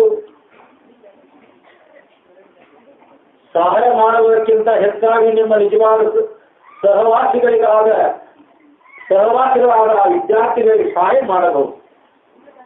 ನಿಮ್ಮ ಮನೋಭಾವಕ್ಕೆ ಸಮೀಪವಾಗಿಯೂ ಅದೇ ಭೂಮಿಕೆಯ ನೀರು ಜೀವಿಸುವವರೇ ನಿಮ್ಮ ನೆರೆಯವರು. ಆದರೆ ಒಂದೇ ಮನೆಯಲ್ಲಿ ಜೀವಿಸುವವರು ನಿಮ್ಮ ಸಂಗಡಿಗರಲ್ಲ. ಏಕೆಂದರೆ ಇಲಿಗಳು, ನೊಣಗಳು, ನಾಯಿಗಳು, ಬೆಕ್ಕುಗಳು ನಿಮ್ಮ ಮನೆಯಲ್ಲಿ ಜೊತೆಗೇ ವಾಸ ಮಾಡುತ್ತವೆ. ಒಂದು ಸ್ಥೂಲ ದೇಹದಲ್ಲಿ ನೀವು ಜೀವಿಸುವವರೆಗೂ ಇದನ್ನು ಒಂದು ಲೇಖನಿಯಂತೆ, ಒಂದು ಬಗೆಯ ಲಿಪಿಯಂತೆ ಉಪಯೋಗಿಸುತ್ತೀರಿ. ನಿಮ್ಮ ಉದ್ದೇಶ ಸಾಧನೆ ಆಗುವವರೆಗೂ ಈ ದೇಹವನ್ನು ನೀವು ನಿಮ್ಮ ಇಚ್ಛೆಯಂತೆ ನಿಮ್ಮ ಸ್ವಾಧೀನದಲ್ಲಿ ಇಟ್ಟುಕೊಂಡು ಉಪಯೋಗಿಸುತ್ತೀರಿ. ದೇಹವು ಮುಪ್ಪಾದಾಗ, ದುರ್ಬಲವಾದಾಗ, ರೋಗಗ್ರಸ್ತವಾದಾಗ ಅದರಿಂದ ಇನ್ನೂ ಪ್ರಯೋಜನವಿಲ್ಲವೆಂದು ಅದನ್ನು ಒಲಿಯುತ್ತೀರಿ. ಬಟ್ಟೆಗಳು ಹಳೆಯದಾಗದೆ ಅವುಗಳನ್ನು ಹೇಗೆ ಬದಲಾಯಿಸುತ್ತೀರೋ ಹಾಗೆ ನೀವು ನಿಮ್ಮ ಹಳೆಯ ದೇಹವನ್ನು ಬಿಟ್ಟು ಬೇರೆ ಹೊಸ ದೇಹವನ್ನು ತೆಗೆದುಕೊಳ್ಳುತ್ತೀರಿ. ಇದರಲ್ಲಿ ಭಯಂಕರವಾದುದು ಏನೂ ಇಲ್ಲ. ಇದು ಬಹಳ ಸ್ವಾಭಾವಿಕವಾದದ್ದು. ಸ್ವಾಭಾವಿಕವೆಂದರೆ ಮನಸ್ಸಿನಲ್ಲಿ ಏಳುವ ಎಲ್ಲಾ ಬಗೆಯ ಪಶು ಕಾಮಗಳು ಎಂದು ಅನೇಕರು ತಿಳಿದಿದ್ದಾರೆ. ನಮ್ಮ ಕಾಮೋದ್ರೇಕ ಕುದುರೆಗಳನ್ನು ಸಡಿಲು ಬಿಟ್ಟು ಬಿಡೋಣ. ನಮ್ಮ ನಿಜವಾದ ಗುಣಶೀಲಗಳನ್ನು ವಶದಲ್ಲಿಟ್ಟುಕೊಂಡಿರುವ ಲಗಾಮಗಳನ್ನು ಜಗ್ಗಿ ಹಿಡಿಯದೆ ಕೈಬಿಟ್ಟು ಬಿಡೋಣ. ನಾವು ಬಿಡುಬಿಟ್ಟಾಗಿರೋಣ. ತಡೆಯಿಲ್ಲದೆ, ಕಟ್ಟಿಲ್ಲದೆ, ಅಂಕೆಯಿಲ್ಲದೆ ಸ್ವಚ್ಛಂದವಾಗಿರೋಣ ಎಂದು ಅವರು ಹೇಳುತ್ತಾರೆ. ಈ ಸ್ವಚ್ಛಂದತೆಯ ಅರ್ಥವು ಪ್ರಾಪಂಚಿಕ ಪಶು ಜೀವನವೇ ಹೊರತು ಬೇರೇನೂ ಅಲ್ಲ. ತುಳಸಿದಾಸನ ಆತ್ಮನಿಷ್ಠವಾದ ಪತಿಯು ಪರಮಾತ್ಮನಲ್ಲಿಯೇ ಮನಸ್ಸನ್ನಿರಿಸಿ ಪತಿಗೆ ಬೋಧನೆ ಮಾಡುತ್ತಾ, ಓ ಪ್ರಿಯತಮ ದೇವ, ನೀವು ನನ್ನ ಶರೀರವನ್ನು ಪ್ರೀತಿಸುತ್ತೀರಲ್ಲವೇ? ಇದು ಬಹಳ ಅನಿತ್ಯವಾದುದು, ಬದಲಾವಣೆ ಹೊಂದತಕ್ಕದ್ದು. ಇದು ತನ್ನ ಮನೆಯನ್ನು ಬಿಟ್ಟು ಈ ಮನೆಗೆ ಬಂದಿತು. ಇದೇ ರೀತಿ ದೇಹವು ಇವತ್ತೋ ನಾಳೆಯೋ ಈ ಲೋಕವನ್ನೇ ಬಿಡಬಹುದು. ಈ ದೇಹವು ಬದುಕಿದ್ದರೂ ಯಾವುದಾದರೂ ರೋಗಕ್ಕೆ ಬಲಿಯಾಗಿ ಸೌಂದರ್ಯವನ್ನೆಲ್ಲ ಕಳೆದುಕೊಳ್ಳಬಹುದು. ಒಂದು ಸೆಕೆಂಡಿನಲ್ಲಿ ಅತಿ ಕುರುಪಿ ಆಗಬಹುದು. ನೋಡಿ, ನನ್ನ ಚಲವಾದ ಕೆನ್ನೆಗಳಿಗೆ ಈ ಕಲೆಯನ್ನು ಕಟ್ಟಿರುವುದು ಯಾವುದು? ನನ್ನ ಕಣ್ಣುಗಳಲ್ಲಿ ಈ ಹೊಳಪನ್ನು ಇಟ್ಟಿರುವುದು ಯಾವುದು? ನನ್ನ ವ್ಯಕ್ತಿ ಸೌಂದರ್ಯಕ್ಕೆ ಈ ವೈಭವವನ್ನು ಕೊಟ್ಟವರು ಯಾರು? ನನ್ನ ಕಣ್ಣುಗಳಲ್ಲಿ ಹೊಳೆಯುತ್ತಿರುವುದು, ನನ್ನ ಕೇಶಗಳಿಗೆ ಈ ಸ್ನಿಗ್ಧತೆಯನ್ನು, ಆಕರ್ಷಕ ಗುಣವನ್ನು ನೀಡಿರುವುದು, ನನ್ನ ಇಂದ್ರಿಯಗಳಿಗೂ ದೇಹಕ್ಕೂ ಜೀವಶಕ್ತಿಯನ್ನು, ಬೆಳಕನ್ನು, ಚಟವಟಿಕೆಯನ್ನು ಅನುಗ್ರಹಿಸಿರುವುದು ಯಾವುದು? ನಿಮ್ಮನ್ನು ಮೋಹಗೊಳಿಸಿರುವುದು ಈ ನನ್ನ ಚರ್ಮವೂ ಅಲ್ಲ, ನನ್ನ ದೇಹವೂ ಅಲ್ಲ. ದಯವಿಟ್ಟು ವಿಚಾರ ಮಾಡಿ ನೋಡಿರಿ. ನಿಮ್ಮನ್ನು ಮೋಹಗೊಳಿಸಿರುವುದು, ಮರುಳು ಮಾಡಿರುವುದು, ಆಕರ್ಷಿಸಿರುವುದು ನನ್ನಲ್ಲಿರುವ ನಿಜವಾದ ಆತ್ಮ, ದಿವ್ಯತೆ, ದೇವರು. ಎಲ್ಲ ಮನೋಹರತೆಗೂ ಲಾವಣ್ಯಕ್ಕೂ ಮೂಲವಾದುದು ದೇವರೇ ಹೊರತು ಬೇರೆಯಲ್ಲ. ಎಲ್ಲೆಲ್ಲಿಯೂ ಆ ದೇವರನ್ನೇ ಭಾವಿಸಿರಿ, ನೋಡಿರಿ. ಆ ದೇವರೇ ನಕ್ಷತ್ರಗಳಲ್ಲಿಯೂ ಚಂದ್ರನಲ್ಲಿಯೂ ಇದ್ದು ನಮ್ಮನ್ನು ನೋಡುತ್ತಿಲ್ಲವೇ ಎಂದು ಹೇಳಿದರು. ಈ ಪದಾರ್ಥವನ್ನು ಕೊಡು, ಇಂತಹ ವಸ್ತುವನ್ನು ನನಗೆ ತೆಗೆದುಕೊಂಡು ಬಾ ಎಂದು ನೀವು ಹೇಳುತ್ತೀರಿ. ಅವು ನಿಮಗೆ ತರಲು ಕೊಡುತ್ತವೆ. ಆದರೆ ಅವನ್ನು ಯಾರಾದರೂ ತೆಗೆದುಕೊಂಡು ಹೋದರೆ ಆ ವಸ್ತುಗಳು ಬೇಕೆಂದು ಬಯಕೆಯಿಂದ ನೀವು ಸಂಕಟ ಪಡುತ್ತೀರಿ. ಬಯಕೆ ಎಂಬುದು ಒಂದು ಬೇನೆ. ಅದು ನಿಮ್ಮನ್ನು ನಿರೀಕ್ಷೆಯ ಕಾತರ ಕಳವಳ ಸ್ಥಿತಿಯಲ್ಲಿಟ್ಟು ತೂಗಾಡಿಸುತ್ತಿರುತ್ತದೆ. ಬಯಕೆಯ ವಸ್ತು ನಿಮಗೆ ಲಭಿಸಿದ ಮೇಲೆ ನಿಮಗೆ ಸುಖವಾಗಬಹುದು, ಸಂತೋಷವಾಗಬಹುದು. ಆದರೆ ಅದುವರೆಗೆ ನೀವು ಸಂದಿಗ್ಧತೆಯ ಸಂಕಟದಲ್ಲಿ ಸಿಕ್ಕು ತಳಮಳಗೊಳ್ಳಬೇಕಾಯಿತು. ಅನಿಶ್ಚಿತೆಯ ಜೋಕಾಲಿಯಾಳದಲ್ಲಿ ಜೀಗಿ ಜಾರಬೇಕಾಯಿತು. ಇಷ್ಟೆಲ್ಲ ಕಷ್ಟ ಕುಲಿಮೆಯ ಅಗ್ನಿ ಪರೀಕ್ಷೆಯಲ್ಲಿ ಹಾದು ಹೊರಬಿದ್ದ ಮೇಲೆ ಸಿಕ್ಕುವ ಸುಖವು ಕೇವಲ ಕ್ಷಣಿಕವೂ ಕ್ಷುದ್ರವೂ ಆದುದು. ಪ್ರತಿಯೊಂದು ಗುಲಾಬಿಯ ದಳಗಳು ಒಂದು ಜೇನು ಹುಳವನ್ನು ಮುಚ್ಚಿಟ್ಟುಕೊಳ್ಳುವುದೇ. ಖಂಡಿತವಾಗಿಯೂ ಪೀಡಾಕರವಾದ ಜೇನು ಹುಳವನ್ನು ಮುಚ್ಚಿಟ್ಟುಕೊಳ್ಳದ ವಿಷಯ ಸುಖದ ಒಂದು ಗುಲಾಬಿಯೂ ಇಲ್ಲ. ಅಂಜಿಕೆ ಇಲ್ಲದ ಆಶೆಗಳನ್ನು ಅನಿವಾರ್ಯವಾದ ದುಃಖಗಳು ಶಿಕ್ಷಿಸುತ್ತವೆ. ಒಬ್ಬ ಮನುಷ್ಯನಿಗೆ ಯಾವುದಾದರೂ ಬಯಕೆ ಇರುವವರೆಗೂ ಶಿವೋಹಂ ಭಾವದ ಆನಂದವನ್ನು ಅನುಭವಿಸಲಾರದು.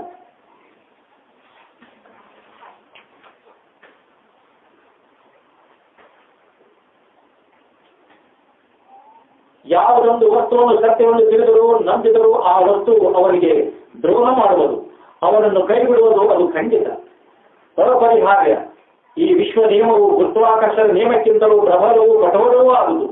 ಯಾವುದಾದರೂ ಒಂದು ಆಶೆಯಾಗಲಿ ಒಂದು ವಾಸನೆಯಾಗಲಿ ಇರುವವರೆಗೂ ಯಾರಿಗೂ ಆನಂದದ ಅನುಭವವಾಗುವುದಿಲ್ಲ. ಈ ಪ್ರಪಂಚದಲ್ಲಿ ಯಾವುದೂ ನಮ್ಮದಲ್ಲ. ನಮಗೆ ಶಾಂತಿಯು ಬೇಕಾದರೆ ಈ ದೇಹವನ್ನು ನಮ್ಮದೆಂದು ತಿಳಿಯದೆ ದೇವರ ದೇಹವೆಂದು ತಿಳಿಯಬೇಕು, ಭಾವಿಸಬೇಕು ಮತ್ತು ಅವರ ಕಾರ್ಯವನ್ನು ನಡೆಸುತ್ತಾ ಕಾಲವನ್ನು ಕಳೆಯಬೇಕು.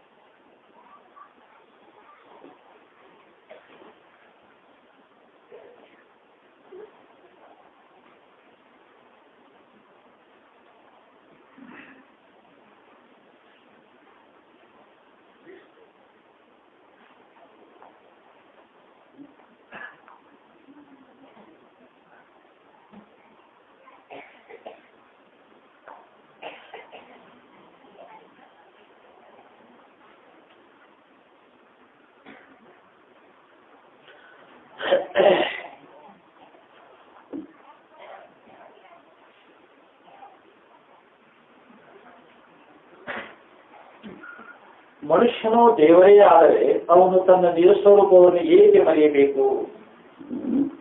ಮನುಷ್ಯನು ದೇವರೇ ಆದರೆ ಅವನು ತನ್ನ ನಿಜ ಸ್ವರೂಪವನ್ನು ಏಕೆ ಮರೆಯಬೇಕು ಎಂದು. ಇದಕ್ಕೆ ವೇದಾಂತದ ಉತ್ತರವೇನೆಂದರೆ, ನಿಮ್ಮಲ್ಲಿರುವ ನಿಜವಾದ ದೇವರು ನಿಮ್ಮ ನಿಜ ಸ್ವರೂಪವನ್ನು ಎಂದೂ ಮರೆತಿಲ್ಲ.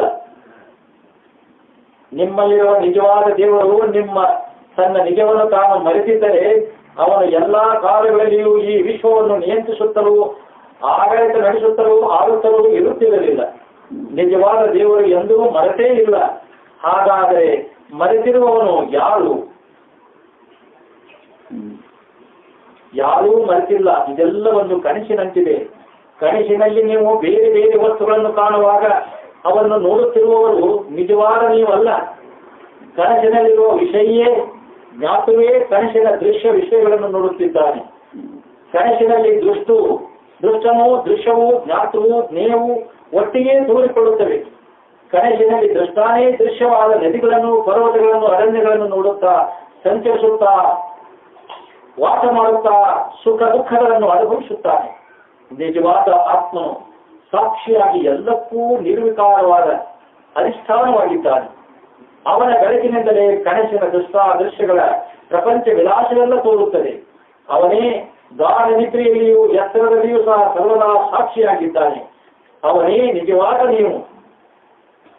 ಹಿಂದೂ ಇಂದು ಮುಂದು ಎಂದೆಂದು ಒಂದೇ ಬಗೆಯಾಗಿರುವುದೇ ಸತ್ಯವೆನಿಸುತ್ತದೆ. ಪ್ರಪಂಚವು ಆಗಿರುವುದಿಲ್ಲ. ಪ್ರತಿ ಕ್ಷಣದಲ್ಲಿಯೂ ಬದಲಾಯಿಸುತ್ತಿರುತ್ತದೆ. ಆದ್ದರಿಂದ ಸತ್ಯದ ವಿವರಣೆಗೆ ಇದು ಅನುಗುಣವಾಗಿಲ್ಲವಾದ್ದರಿಂದ ಇದು ಸತ್ಯವಲ್ಲ. ನಿಮ್ಮ ಗಾಢ ನಿದ್ರೆಯಲ್ಲಿ ಅದು ಇರುವುದಿಲ್ಲ. ಸತ್ಯಾನುಭವದಲ್ಲಿಯೂ ಪೂರ್ಣತೆಯಲ್ಲಿಯೂ ಮುಕ್ತ ಸ್ಥಿತಿಯಲ್ಲಿಯೂ ಪ್ರಪಂಚವು ಮಾಯವಾಗುತ್ತದೆ. ಆದ್ದರಿಂದ ಅವನು ಸತ್ಯವನ್ನು ಕರೆಯುವುದಕ್ಕೆ ನಿಮಗೆ ಅಧಿಕಾರವಿಲ್ಲ. ಮಬ್ಬುಗತ್ತೆಯಲ್ಲಿ ನೀವು ಒಂದು ಹಾವನ್ನು ಕಂಡು ಅವು ಹಾಗೆ ಓಡಿ ಬಿದ್ದು ನೋವು ಮಾಡಿಕೊಳ್ಳುತ್ತೀರಿ ಎಂದಿಟ್ಟುಕೊಳ್ಳೋಣ. ಹಾವನ್ನು ಕಂಡರೆ ಸಾವನ್ನೇ ಕಂಡಂತೆ ಭಯವಾಗುವುದು ಎಲ್ಲರಿಗೂ ಸ್ವಾಭಾವಿಕ. ಆದರೆ ಸ್ವಲ್ಪ ಹೊತ್ತಿನ ಮೇಲೆ ಧೈರ್ಯ ತಂದುಕೊಂಡು ದೀಪವನ್ನು ಒಯ್ದು ನೋಡಿದರೆ ಅಲ್ಲಿ ಹಾವಿರದೆ ಹಗ್ಗವಿರುತ್ತದೆ. ಆಗ ನೀವು ಹಾವನ್ನು ಕಂಡಾಗ ನುಡಿಗಿ ಎಡವಿ ಬಿದ್ದದ್ದನ್ನು ನೆನೆಸಿಕೊಂಡು ನಾಚಿಕೆ ಪಡುತ್ತೀರಿ ಅಥವಾ ನಗುತ್ತೀರಿ. ಈಗ ಪ್ರಶ್ನೆ ಏನೆಂದರೆ, ಮೊದಲು ಹೆದರಿದಾಗ ಕಂಡ ಹಾವು ಏನಾಗಿತ್ತು? ಆ ಹಾವು ನಿಜವಾಗಿತ್ತೆ? ಆ ಹಾವು ನಿಜವಲ್ಲವೆಂದು ವೇದಾಂತವು ಹೇಳುತ್ತದೆ. ಏಕೆಂದರೆ ಅನಂತರ ದೀಪವನ್ನು ಒಯ್ದು ನೋಡಿದಾಗ ಅಲ್ಲಿ ಹಾವೇ ಇರಲಿಲ್ಲ. ಹಗ್ಗದಲ್ಲಿ ಕಾಣುವ ಹಾವು ಒಳಗಿನ ಸಹಜವಾದ ಭ್ರಮೆ. ಇದರ ವೈಶಿಷ್ಟ್ಯವೇನೆಂದರೆ, ಭ್ರಾಂತಿಜನ್ಯವಾದ ವಸ್ತು ಕಾಣುವಾಗ ನಿಜವಾದ ವಸ್ತು ಕಾಣುವುದಿಲ್ಲ. ನಿಜವಾದ ವಸ್ತು ಕಂಡಾಗ ಭ್ರಾಂತಿಯ ವಸ್ತು ಕಾಣುವುದಿಲ್ಲ. ಹೀಗೆ ಎರಡೂ ಕೂಡಿ ಇರಲಾರು.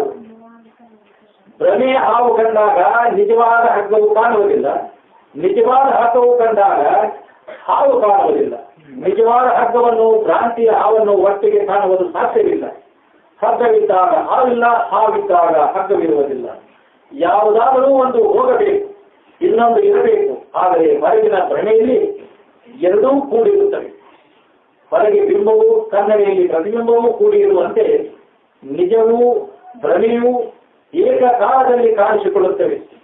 ಮುಖವು ನಿಜವಾದ ವಸ್ತು, ಕನ್ನಡಿಯಲ್ಲಿರುವ ಪ್ರತಿಬಿಂಬವೂ ನಿಜವಲ್ಲ. ಆದರೆ ತೋರಿಕೆ ಮಾತ್ರ ಭ್ರಮೆ. ಆದರೂ ಅವೆರಡೂ ಒಟ್ಟಿಗೆ ಕಾಣಿಸಿಕೊಳ್ಳುತ್ತವೆ. ಇದೇ ಅದರ ವೈಶಿಷ್ಟ್ಯ. ಇದರಲ್ಲಿ ಇನ್ನೊಂದು ವಿಶೇಷವೇನೆಂದರೆ ಕನ್ನಡಿಯಂತ ಮಾಧ್ಯಮ ಉಪಾಧಿ ಇರುತ್ತದೆ. ಆದ್ದರಿಂದ ಬಾಹ್ಯಸ್ಥ ಭ್ರಮೆಯಲ್ಲಿ ಒಂದೇ ಸಮಯದಲ್ಲಿ ನಿಜವಸ್ತು, ಮಾಧ್ಯಮ ಉಪಾಧಿಯು, ಭ್ರಮವಸ್ತು ಒಟ್ಟಿಗೆ ಕಾಣಿಸಿಕೊಳ್ಳುತ್ತವೆ.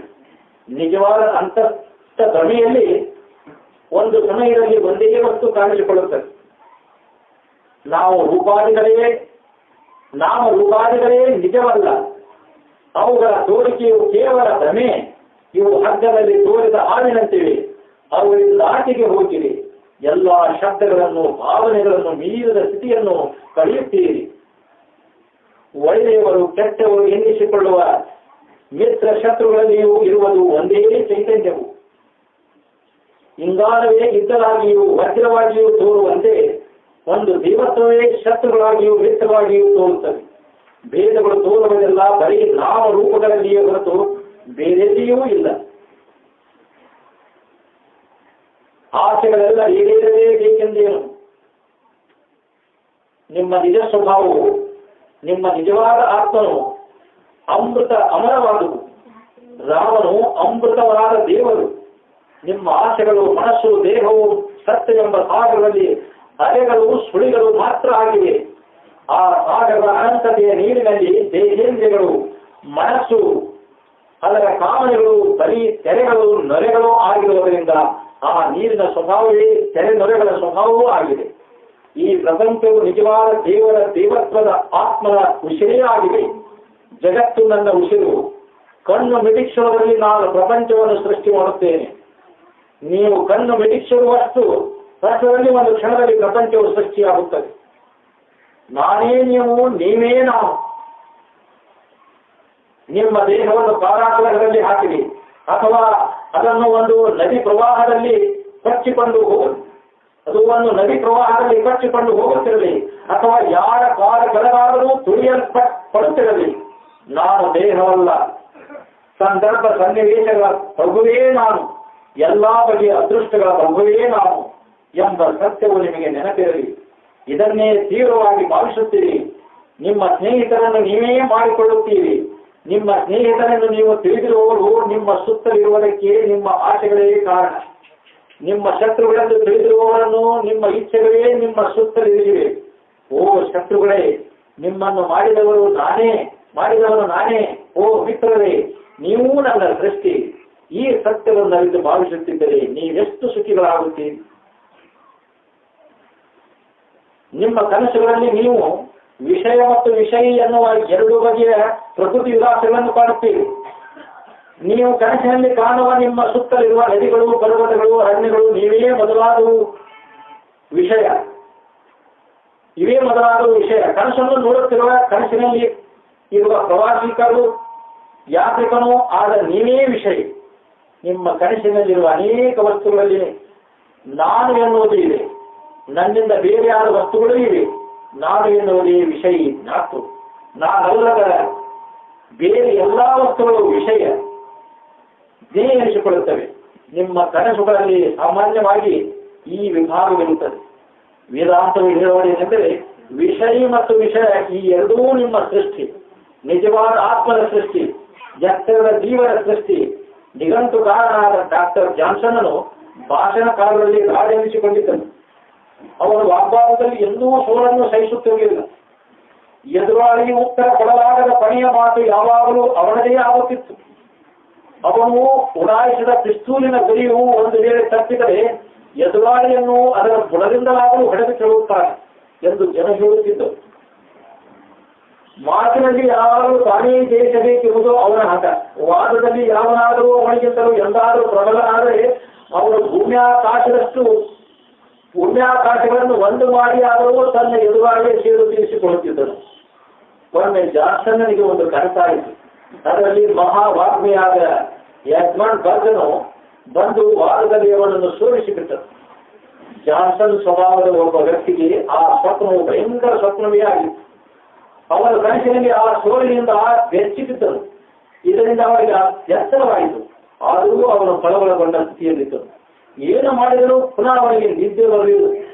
ಕನಸಿನಲ್ಲಿ ಪಡೆದ ಸೋಲಿನಿಂದ ಆದ ಅಪಮಾನದ ಕಳವಳವು ಅಡಗಲಿಲ್ಲ. ಆದರೆ ಯಾವಾಗಲೂ ವಿಶ್ರಾಂತಿಯನ್ನು ಶಾಂತಿಯನ್ನು ಹುಡುಕುವುದೇ ಮನುಷ್ಯನ ಸ್ವಭಾವವಾಗಿದೆ.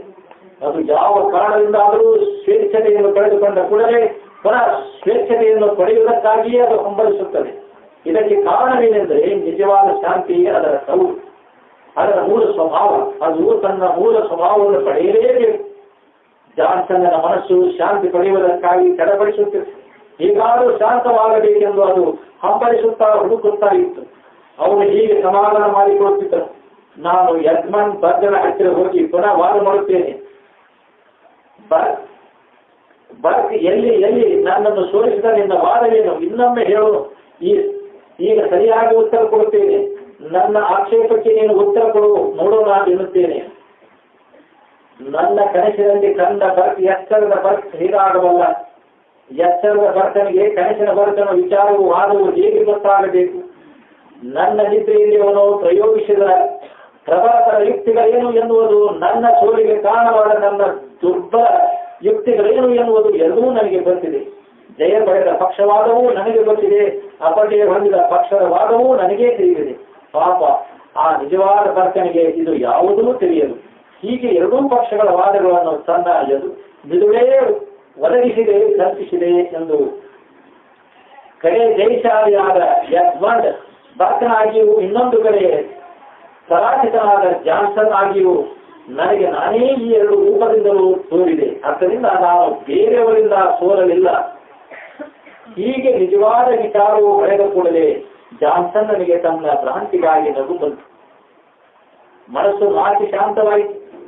ವೇದಾಂತವು ಹೇಳುವುದೇನೆಂದರೆ, ನಿಮ್ಮ ಕನಸುಗಳಲ್ಲಿ ಒಂದು ಕಡೆ ವಿಷಯವಾಗಿಯೂ ಇನ್ನೊಂದು ಕಡೆ ವಿಷಯವಾಗಿಯೂ ನೀವೇ ತೋರುತ್ತೀರಿ. ನೀವೇ ನಿಮ್ಮೊಳಗಿರುವ ನಿಜವಾದ ಆತ್ಮನೇ ಒಂದು ಕಡೆ ಪರ್ವತಗಳಾಗಿಯೂ ನದಿಗಳಾಗಿಯೂ ಅರಣ್ಯಗಳಾಗಿಯೂ ಪಶುಗಳಾಗಿಯೂ ಪಕ್ಷಿಗಳಾಗಿಯೂ ಪ್ರಾಣಿಗಳಾಗಿಯೂ ಇನ್ನೊಂದು ಕಡೆ ದಿಗ್ಭ್ರಾಂತವಾದ ಯಾತ್ರಿಕರಾಗಿಯೂ ತೋರುತ್ತಿರುವುದು ನೀವೇ ವಿಷಯ, ನೀವೇ ವಿಷಯ.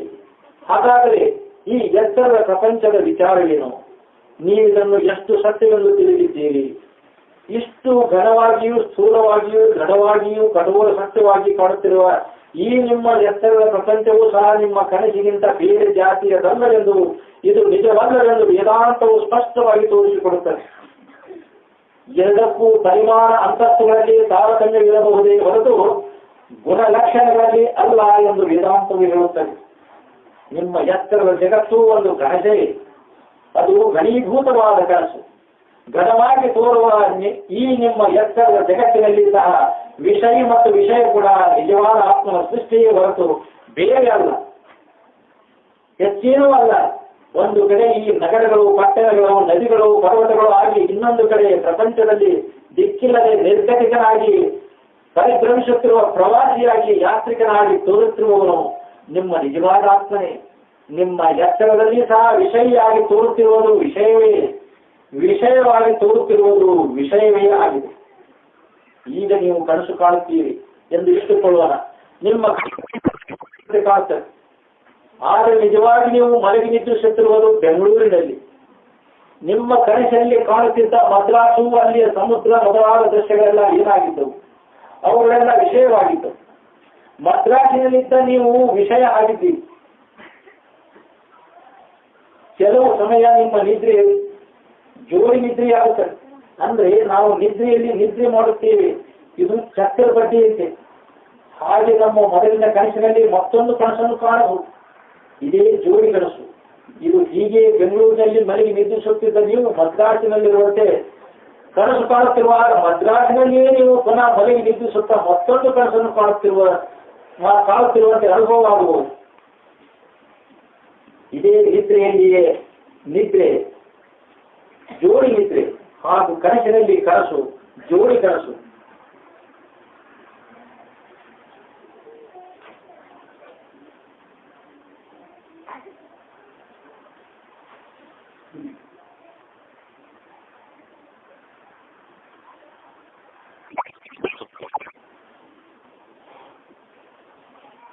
ಈಗ ವೇದಾಂತವು ನಿಮಗೆ ಹೇಳುವುದೇನೆಂದರೆ,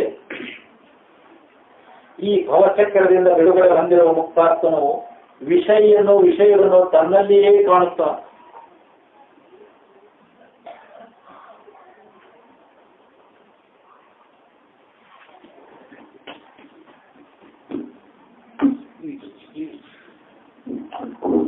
ಡಾಕ್ಟರ್ ಜಾನ್ಸನ್ನಿನಂತೆ ಎತ್ತರಗೊಂಡು ಈ ಮಾಯಾ ಸ್ವಪ್ನದ ವಿಷಯವೂ ಮತ್ತು ವಿಷಯವೂ ಎರಡೂ ನಾವೇ ಎಂದು ಅರಿತಾಗ ನಾವು ಮುಕ್ತರಾಗುತ್ತೇವೆ.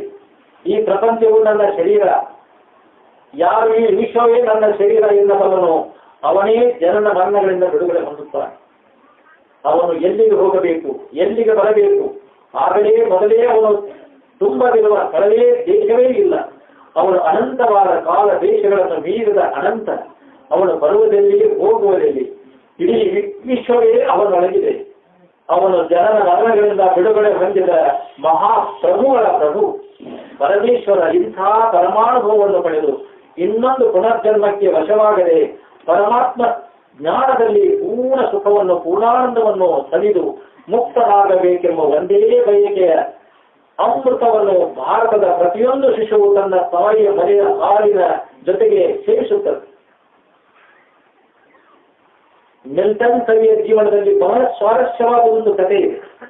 ಅದು ಅವನ ಹೆಂಡತಿಗೆ ಸಂಬಂಧಪಟ್ಟದ್ದು. ಅವಳು ಒಮ್ಮೆ ತನ್ನ ಕನಸಿನಲ್ಲಿ ತನ್ನ ಗಂಡನನ್ನು ಕಂಡಳು. ಅವನ ಮೇಲಿನ ಅತಿ ಪ್ರೇಮದಿಂದ ತನ್ನ ಹೃದಯವು ಅವರೊಳಗೆ ತನ್ನದೆಯಲ್ಲಿ ಹಾರುತ್ತಿರುವಂತೆಯೇ ಆಕೆಗೆ ಅನುಭವವಾಯಿತು. ಆ ಕನಸಿನಲ್ಲಿಯೇ ಆಕೆಯು ತನ್ನ ಗಂಡನನ್ನು ಭಾವಾವೇಶದಿಂದ ಬಿಗಿಯಾಗಿ ಹತ್ತಿಕೊಂಡು, ಪ್ರಭುವೇ, ನಾನು ಪೂರಾಗಿನ್ನವಳು ಎಂದು ಉತ್ಕಟವಾದ ಅನುರಾಗದಿಂದ ಕಂಠಗರ್ಧವಾಗಿ ನಿವೇಶಿಸುತ್ತಿದ್ದಂತೆಯೇ ಆಕೆಗೆ ಬೆಚ್ಚಿ ಬಿದ್ದಂತಾಗಿ ಎತ್ತರವಾಯಿತು. ತಣ್ಣನೆ ನೆಗೆಯಿತು ಆಕೆಯ ನಾಯಿ. ಆಕೆಯು ಸಾಕಿದ ಮುದ್ದು ನಾಯಿಯು ಆಕೆಯ ಹಾಸಿಗೆಯ ಮೇಲೆ ನಿತ್ಯವೂ ಮಲಗುತ್ತಿತ್ತು. ಆ ರಾತ್ರಿ ಅದು ಆಕೆಯ ಹೊದಿಕೆಯೊಳಗೆ ನುಸುಳಿ ಆಕೆಗೆ ತಿಳಿಯದಂತೆ ಆಕೆಯ ಎದೆಗೆ ಒತ್ತೊತ್ತಿ ಮಲಗಿತ್ತು. ಆ ನಾಯಿ ಒತ್ತುವಿಕೆಯೆಂದರೆ ಗಂಡನೇ ಬಂದಿರುವನೆಂದು ಆತನನ್ನು ರಾಗಾವೇಶದಿಂದ ತಾನೇ ಬಿಗಿದಪ್ಪಿಟ್ಟುಕೊಂಡಂತೆ ಭಾಸವಾಗಿ ಪಕ್ಕದಲ್ಲಿ ಮಲಗಿದ್ದ ತನ್ನ ನಾಯಿಯನ್ನು ನಿಜವಾಗಿ ಅಪ್ಪಿಕೊಂಡಳು.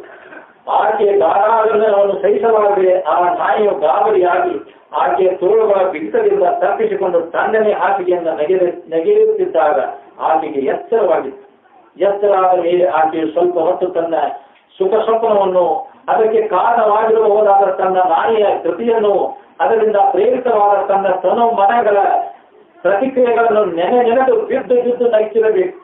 ಆದರೆ ಆ ನಾಯಿಯು ತನ್ನ ಮೈಯಿಂದ ಆಕೆಯ ಎದೆಯನ್ನು ಇನ್ನೂ ಹೆಚ್ಚಾಗಿ ಒತ್ತಿದ್ದರೆ ಆಕೆಗೆ ಎದೆಯ ಮೇಲೆ ಮಹತ್ತಾದ ಹಿಮಾಲಯದ ಹಾಗೆ ಬಿದ್ದಿರುವಂತೆ ಭೀಕರ ಸ್ವಪ್ನ ಬೀಳಬಹುದಾಗಿತ್ತು.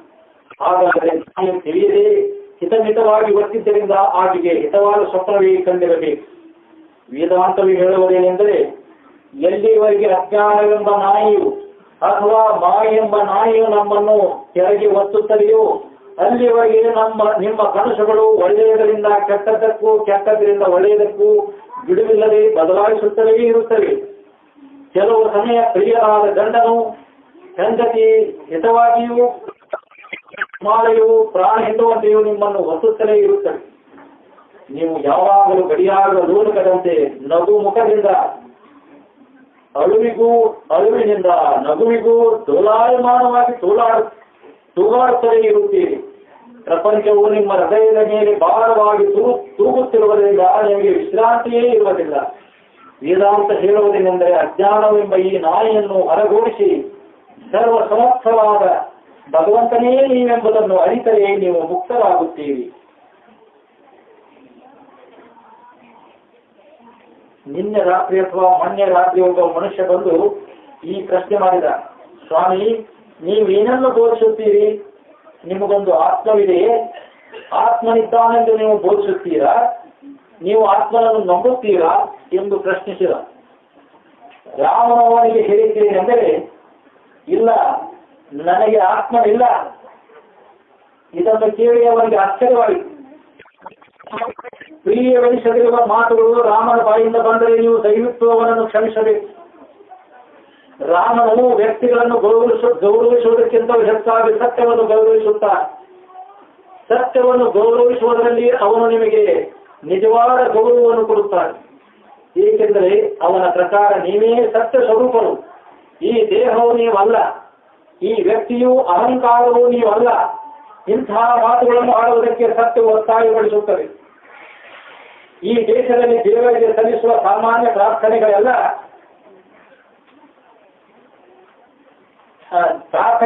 ದೇವರನ್ನು ಹೇಗೆ ಉಪಯೋಗಿಸುತ್ತಿದ್ದೀರಿ? ಜನರು ದೇವರಲ್ಲಿಗೆ ಹೋಗುವುದು ಹೇಗೆ? ಮಗು ಕಾಯಿಲೆ ಬಿದ್ದಾಗ, ಆಸ್ತಿಗೆ ಏನಾದರೂ ಹಾನಿ ಬಂದಾಗ, ದೇಹಕ್ಕೆ ಏನಾದರೂ ಬಾಧೆಯಾದಾಗ ನೀವು ದೇವರಲ್ಲಿಗೆ ಬಂದು ಕಣ್ಣುಗಳನ್ನು ಗಿರನೆ ತಿರುಗಿಸಿ ಕೈಗಳನ್ನೆತ್ತಿ, ಓ ದೇವ, ಸ್ವರ್ಗದಲ್ಲಿರುವ ಓ ದೇವ, ಅಂತರಿಕ್ಷದ ಮೇಲಿರುವ ದೇವ ಎಂದು ಕೂಗಿ ಕರೆದು ಮೊರೆಯಿಡುತ್ತೀರಿ. ಪಾಪ ದೇವರು ಯಾವಾಗಲೂ ಅಂತರಿಕ್ಷದ ಮೋಡದಲ್ಲಿ ಅಡಗಿಕೊಂಡಿದ್ದರೆ ಅವನು ಚಳಿಯಿಂದ ನಡಗಬಹುದೆಂಬ ಕನಿಕರವೂ ನಿಮಗಿರುವಂತೆ ಕಾಣುವುದಿಲ್ಲ. ಓ ದೇವ, ನನ್ನ ಮೇಲಿನ ಕರುಣೆಯಿಂದ ನನ್ನ ಆಸ್ತಿಯನ್ನು ರಕ್ಷಿಸು, ನನ್ನ ರೋಗವನ್ನು ಪರಿಹರಿಸು, ನನ್ನ ಮಗುವನ್ನು ಕಾಪಾಡು ಎಂದು ಪ್ರಾರ್ಥಿಸುತ್ತೀರಿ. ಆಹಾ, ಇದು ಧರ್ಮವೇ? ಮನೆಯಲ್ಲಿ ಏನಾದರೂ ಕಷ್ಟವಾದರೆ, ಮನೆಯ ಹೊರತಾದಾಗ, ಮನೆಯು ಮುರಿದು ಬಿದ್ದಾಗ ಆ ದುರ್ದೈ ದೇವರನ್ನು ಮನೆಯ ರಿಪೇರಿಗಾಗಿಯೋ ಮನೆಯನ್ನು ಗೂಡಿಸುವುದಕ್ಕಾಗಿಯೋ ಕೆಳಗೆ ನೀವು ಕರೆಯುತ್ತೀರಿ. ನೀವು ದೇವರನ್ನು ಬಳಸುವ ರೀತಿ ಇದೆಯಲ್ಲವೇ? ಇಲ್ಲಿ ಧರ್ಮವನ್ನು ನೀವು ಉದ್ದೇಶಗಳಿಗಾಗಿ ಮಾತ್ರ ಇಟ್ಟುಕೊಂಡಿರುವುದಲ್ಲವೇ? ಧರ್ಮವೆಂದರೆ ಇದೆ. ಇಲ್ಲಿ ಮುಖ್ಯವಾದ ವಸ್ತು ದೇಹ. ಈ ಅಲ್ಪ ವ್ಯಕ್ತಿ, ಹೆಂಡತಿ ಮತ್ತು ಮಕ್ಕಳು ನಿಮ್ಮ ಮನೆಗಳನ್ನು ತಿಕ್ಕಿ ಉಜ್ಜಿ ತೊಳೆಯುವುದಕ್ಕಾಗಿ ದೇವರನ್ನು ಕೆಳಗೆ ತರುತ್ತೀರಿ. ಇದು ನಿಜವಾಗಿ ಹೀಗೆ ಅಲ್ಲವೇ? ನೀವು ಸ್ವರ್ಗ ಸಾಮ್ರಾಜ್ಯವನ್ನು ಮೊದಲು ಪಡೆಯಲು ಪ್ರಯತ್ನ ಮಾಡಿರಿ, ಮಿಕ್ಕ ಎಲ್ಲವೂ ನಿಮ್ಮನ್ನು ಬಂದು ಸೇರುತ್ತದೆ ಎಂಬ ಕ್ರಿಸ್ತನ ಉಪದೇಶಕ್ಕೆ ಜನರು ಹೆಚ್ಚು ಗಮನ ಕೊಡುವುದಿಲ್ಲ. ಇದು ಅವರ ಕಿವಿಗೆ ಬೀಳುವುದೇ ಇಲ್ಲ. ಒಬ್ಬರು ಕೇಳಿದ ಈ ಪ್ರಶ್ನೆಯನ್ನು ನಿಮಗೆ ಅರ್ಥವಿದೆಯೇ? ನಿಮ್ಮಲ್ಲಿ ಒಂದು ಪೆನ್ಸಿಲ್ ಇದೆಯೇ ಎಂಬಂತೆ ಇದೊಂದು ಅಸಂಬದ್ಧ ಪ್ರಶ್ನೆ. ಏಕೆಂದರೆ ನಾನೇ ಆತ್ಮ, ಆತ್ಮವೇ ನಾನು. ಆದ್ದರಿಂದ ನನಗೆ ದೇಹವಿದೆಯೇ ಹೊರತು ಆತ್ಮವಿಲ್ಲ. ದೇಹವು ನನ್ನಿಂದ ಬೇರೆಯಾಗಿದೆ, ಆತ್ಮವೇ ನಾನಾದ್ದರಿಂದ ಆತ್ಮನು ಬೇರೆಯಲ್ಲ. ನಿಮಗೊಂದು ಆತ್ಮವಿದೆಯೇ ಎನ್ನುವ ಪ್ರಶ್ನೆ ಅರ್ಥವಿಲ್ಲದ ಹುಚ್ಚು ಪ್ರಶ್ನೆ, ಈಗ ಅವಿವೇಕದ ಪ್ರಶ್ನೆ. ಈ ಪ್ರಶ್ನೆಯು ನಾವು ದೇಹವೆಂದು, ಆತ್ಮವು ನನ್ನ ಒಂದು ವಸ್ತು ಎಂದು, ಆಸ್ತಿ ಎಂದು ಸೂಚಿಸುತ್ತದೆ. ಆದರೆ ನಾನೇ ನಿಜವಾದ ಆತ್ಮ, ನನಗೆ ದೇಹವೂ ಇದೆ, ಇಡೀ ಜಗತ್ತೇ ಇದೆ. ಇನ್ನೊಬ್ಬ ಮನುಷ್ಯನ ರಾಮನನ್ನು ಕುರಿತು ನೀವು ದೇವರನ್ನು ನಂಬುತ್ತೀರಾ ಎಂದು ಕೇಳಿದರು. ರಾಮನು ಹೇಳುವುದೇನೆಂದರೆ,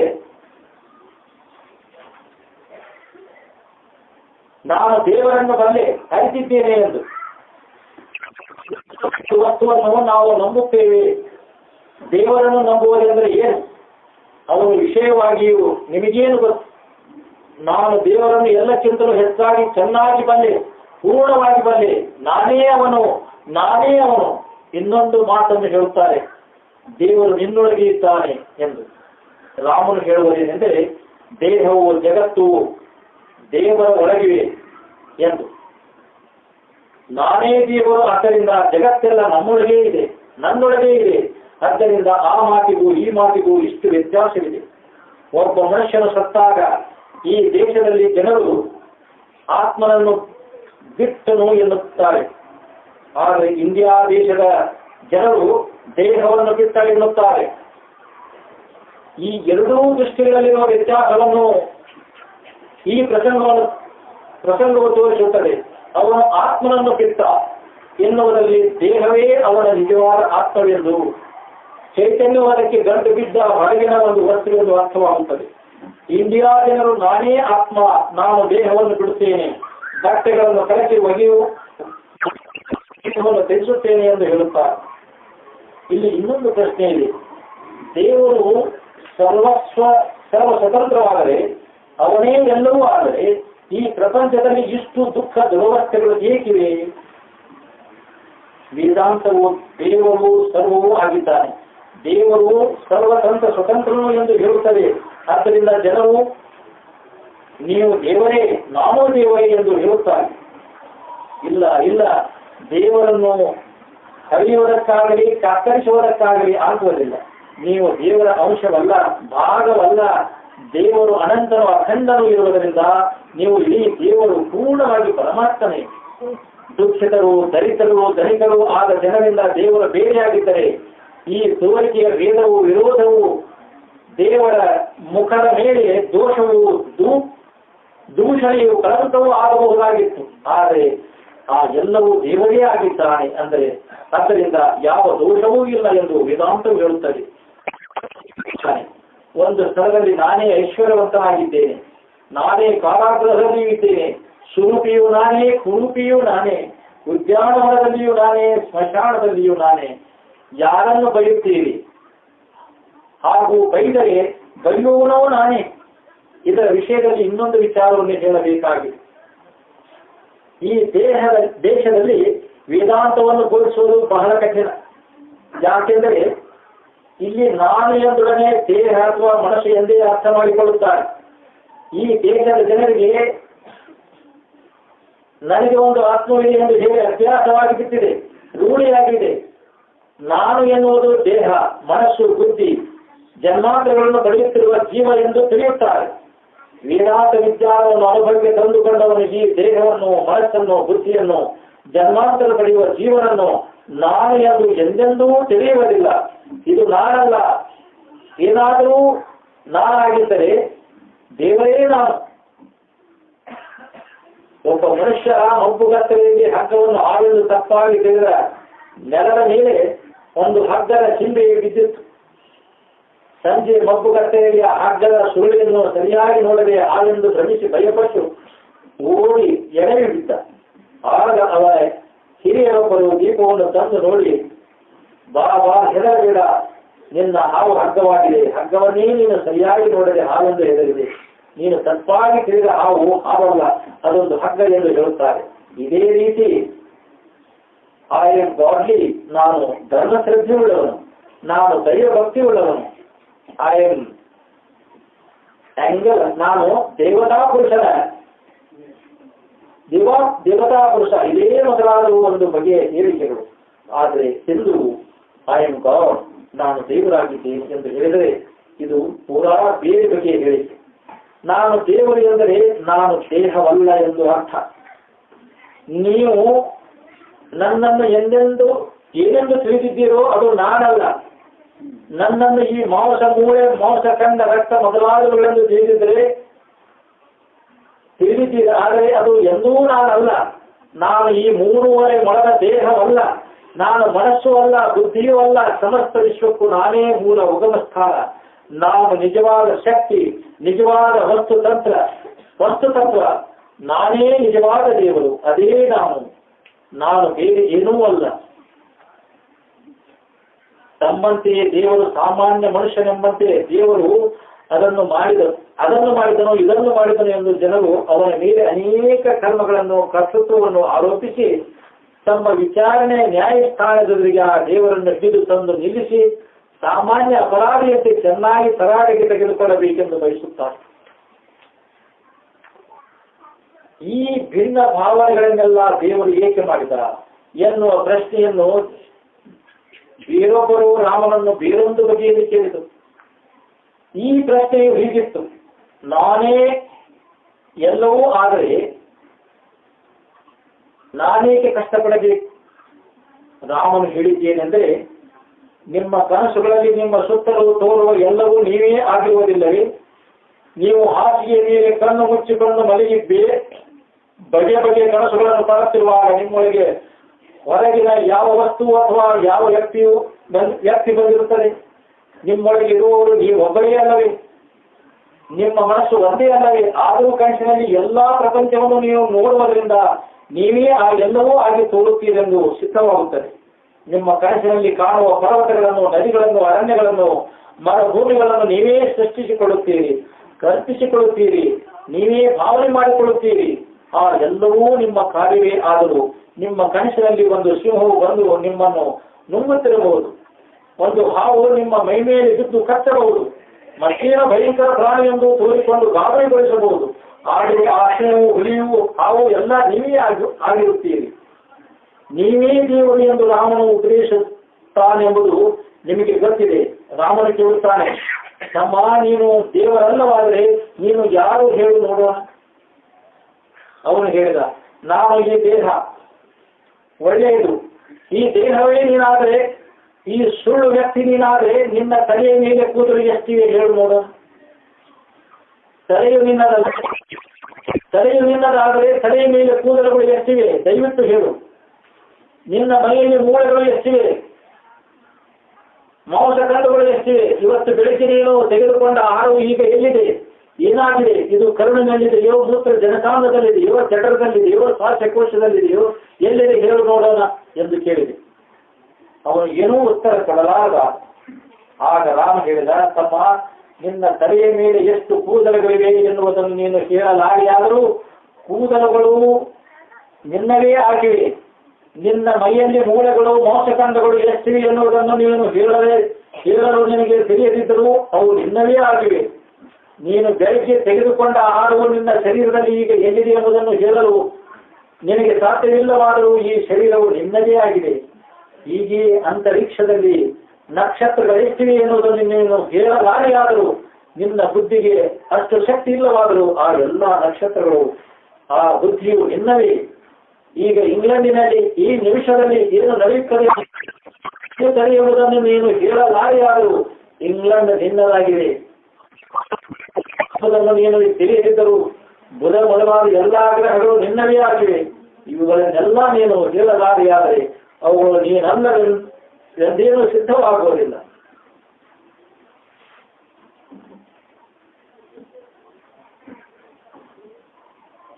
ಇನ್ನೊಬ್ಬ ಮನುಷ್ಯ ಬಂದು, ನೀವು ಯಾವ ಜಾತಿಗೆ ಪಂಗಡಕ್ಕೆ ಸೇರಿದವರು, ನೀವು ಹಿಂದೂಗಳು, ಬ್ರಾಹ್ಮಣರು ಎಂದು ಕೇಳಿ. ರಾಮನು ಅಲ್ಲ ಎಂದು. ಪುನಃ ಹಾಗಾದರೆ ನೀವು ಕ್ರಿಸ್ತರೇ, ಯಹೂದಿಗಳೇ, ಯಾರು ನೀವು, ಯಾವ ವರ್ಗಕ್ಕೆ, ಯಾವ ಧರ್ಮಕ್ಕೆ, ಯಾವ ಮತಕ್ಕೆ, ಜಾತಿಗೆ ಸೇರಿದವರು ಎಂದು ಕೇಳಿದರು. ಒಂದು ವಸ್ತುವು ಯಾರಿಗಾದರೂ ಸೇರಿದರೆ ಅದು ಅವನ ಆಸ್ತಿಯಾಗುತ್ತದೆ. ಒಂದು ನಿರ್ಜೀವ ವಸ್ತುವು, ಒಂದು ಪ್ರಾಣಿಯು ಯಾರಿಗಾದರೂ ಸೇರುತ್ತದೆ ಮತ್ತು ಆ ವಸ್ತುಗಳು ಅವನ ಆಸ್ತಿಯಾಗುತ್ತವೆ. ರಾಮನು ಒಂದು ನಿರ್ಜೀವ ವಸ್ತು ಅಲ್ಲ. ಅವನು ಯಾರಿಗಾದರೂ ಸೇರುವುದಕ್ಕೆ ಅವನು ಆಸ್ತಿ ಅಂತಲ್ಲ. ಅವನು ಪಶು ಪ್ರಾಣಿಯೂ ಅಲ್ಲ. ಅವನು ಯಾರಿಗಾದರೂ ಏಕೆ ಸೇರಬೇಕು? ಅವನಿಗೆ ವಿಶಾಲ ವಿಶ್ವವೇ ಸೇರಿದೆ. ರಾಮನಿಗೆ ಅಮೆರಿಕಾ ಸೇರಿದೆ. ರಾಮನು ನಿಮ್ಮ ಆತ್ಮನೇ. ನೀವೆಲ್ಲ ನನಗೆ ಸೇರಿದ್ದೀರಿ. ಇಂಡಿಯಾ ಕೂಡ ನನಗೆ ಸೇರಿದೆ.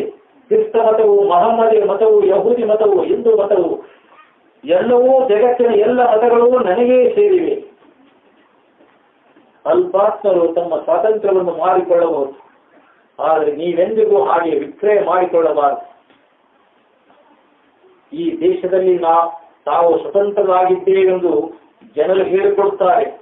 ರಾಜಕೀಯ ಸ್ವಾತಂತ್ರ್ಯವು ಅವರಿಗಿರಬಹುದು, ಆದರೆ ಅಮೆರಿಕಾದ ಧಾರ್ಮಿಕ ದಾಸ್ಯ, ಸಾಮಾಜಿಕ ದಾಸ್ಯ.